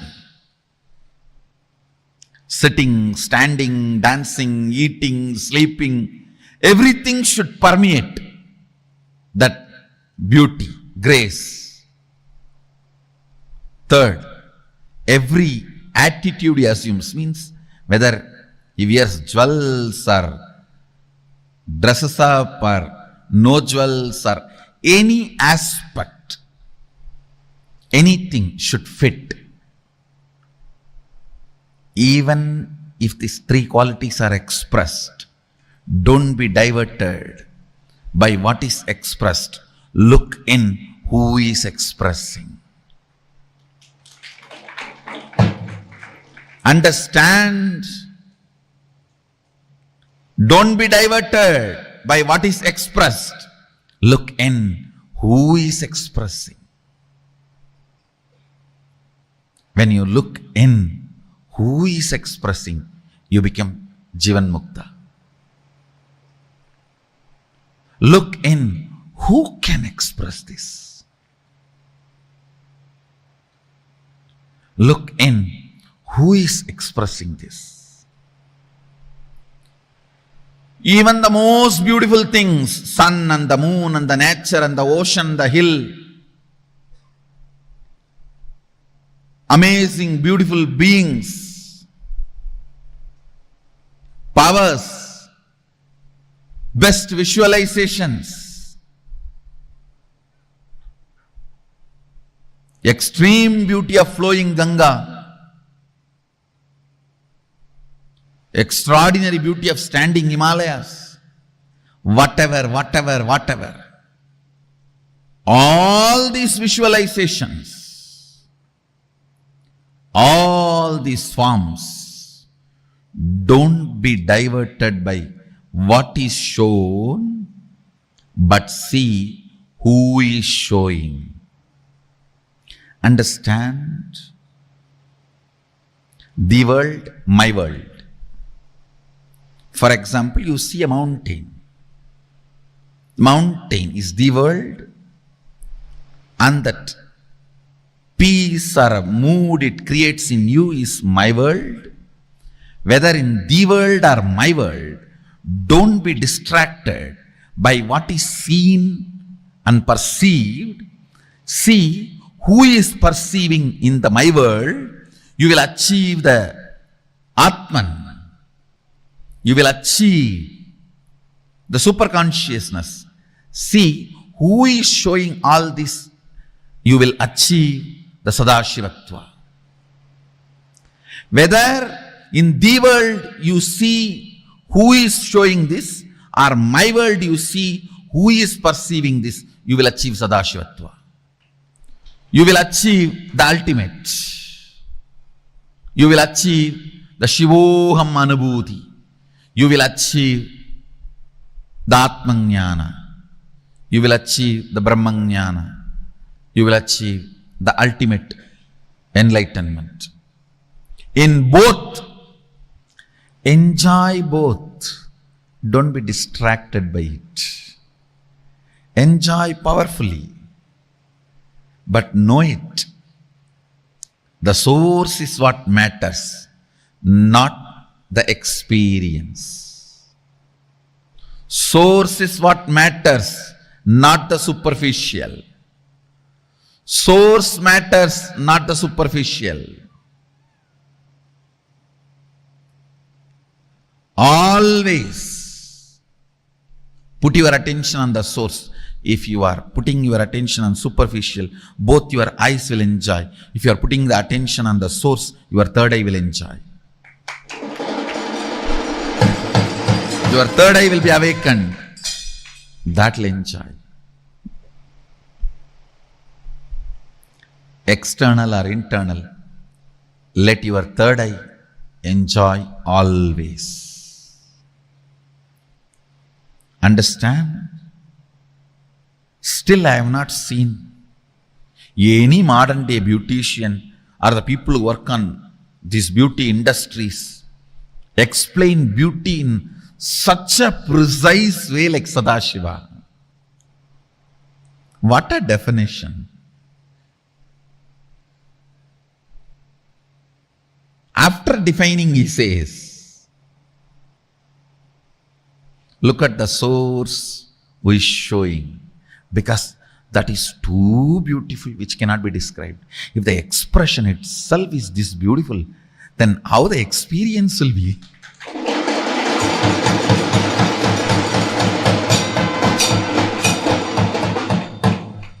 If the statement can be so poetic, how the state will be poetry? What kind of a poetry the state will be? If the statement can be so poetry, such poetry, how poetic the state will be? Or if the statement can be so poetic, at what level of poetry will be the state? So let all the glory, visualization, beauty you see in the world or my world remind you to the source. Remind you to the source. Remind you to the source. Viddhi netam yatitamupasate. Viddhi netam yatitamupasate. Listen, listen. Yachakshusha napashyati ena chakshumshi pashyati means not which is seen by the eye, but because of which the eye, the organ of sight, is able to see and perceive the scene. That is reality. Understand? Not which is seen by the eyes, but by which the eyes are able to see and perceive. Not which is seen by the eyes, but because of which the eyes are able to see and perceive. Listen, this has to get drilled into you. Not by which is seen by the eyes, but because of which the eyes are able to see and perceive. That which is seen by the eye, understand? That which is seen by the eye, not because of that, but because of which the eyes are able to see.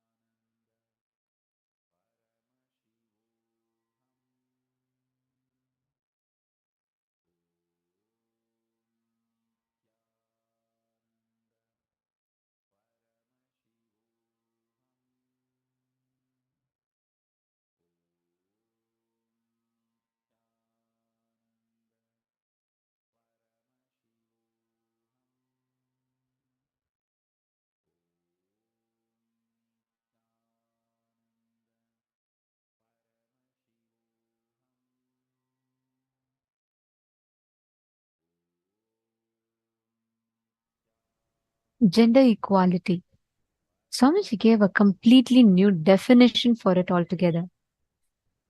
In the current world that we're all living in at this moment, the kind of understandings that we all have about gender-based identities and ideas is so limited. The way Swamiji has defined it is so beautiful. How we see gender, what do we understand as gender, and what is the past, present, and future of gender equality? Swamiji has completely redefined it. Feminism is not about fighting whether women and men can be equal. It is never possible. You can never make two things equal. Actually, you all should know. Swamiji tells it.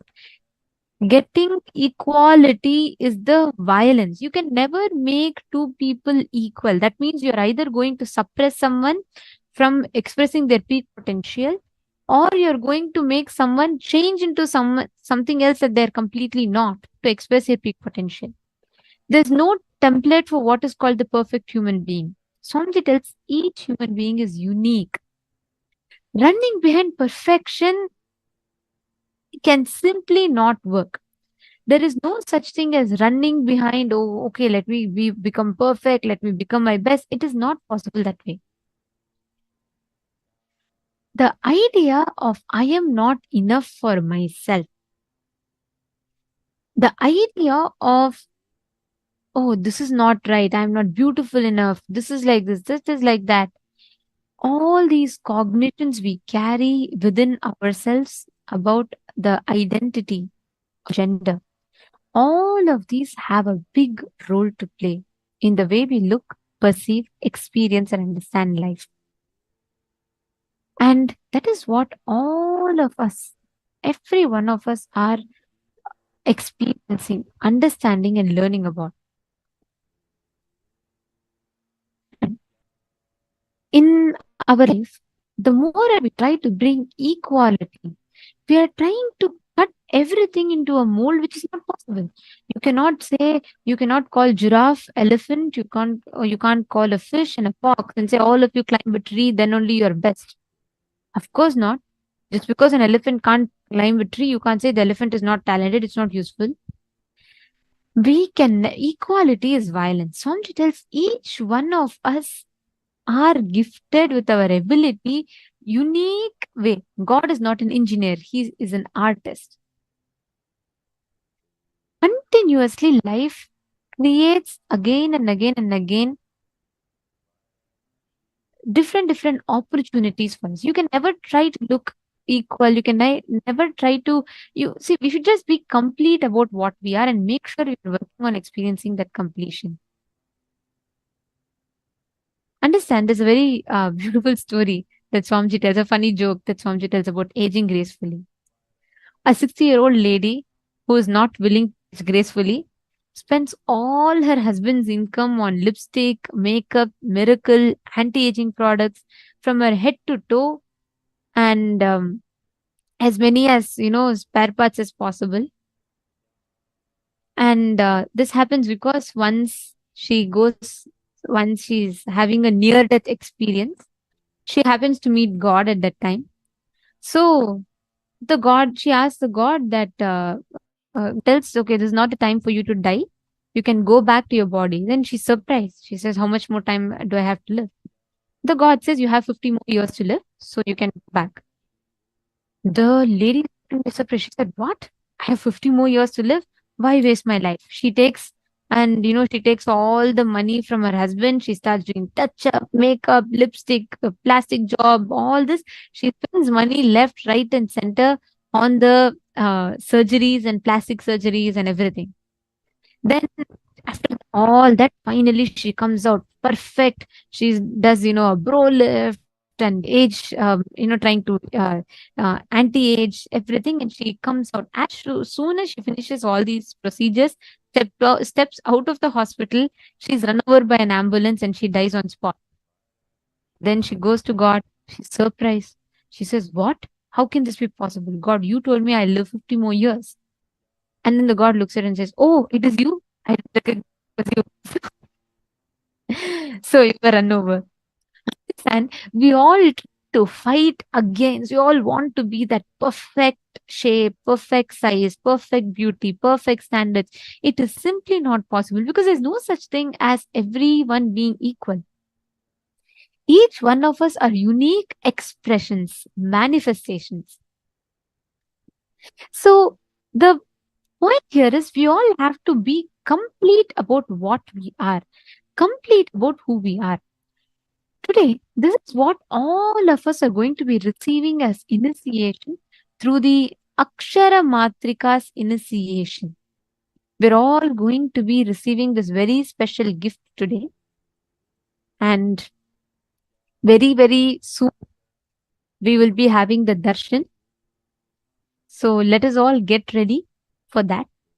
Now, before we learn further, we'll be entering into the power manifestation session. In this round, I request each of you to partner with one of your partners, and you can connect to them to scan and identify a place in the mirror. For example, let's say your partner tells you, can you scan how my office is? You're going to actually be able to see the office in the mirror, and you're going to scan and describe. Like how you're seeing us on the screen, with the same clarity, you'll be able to see their office, whichever place they want you to scan on the mirror. And you're going to be describing it to them. Let us start the power manifestation. Please sit straight. Shanta Mahavakya. Paramashivoham. Om Nityananda Paramashivoham. Om Nityananda Paramashivoham. Om Nityananda Paramashivoham. Om Nityananda Paramashivoham. Om Nityananda Paramashivoham. Om Nityananda Paramashivoham. Om Nityananda Paramashivoham. Om Nityananda Paramashivoham. Om Nityananda Paramashivoham. Om Nityananda Paramashivoham. Om Nityananda Paramashivoham. Om Nityananda Paramashivoham. Om Nityananda Paramashivoham. Om Nityananda Paramashivoham.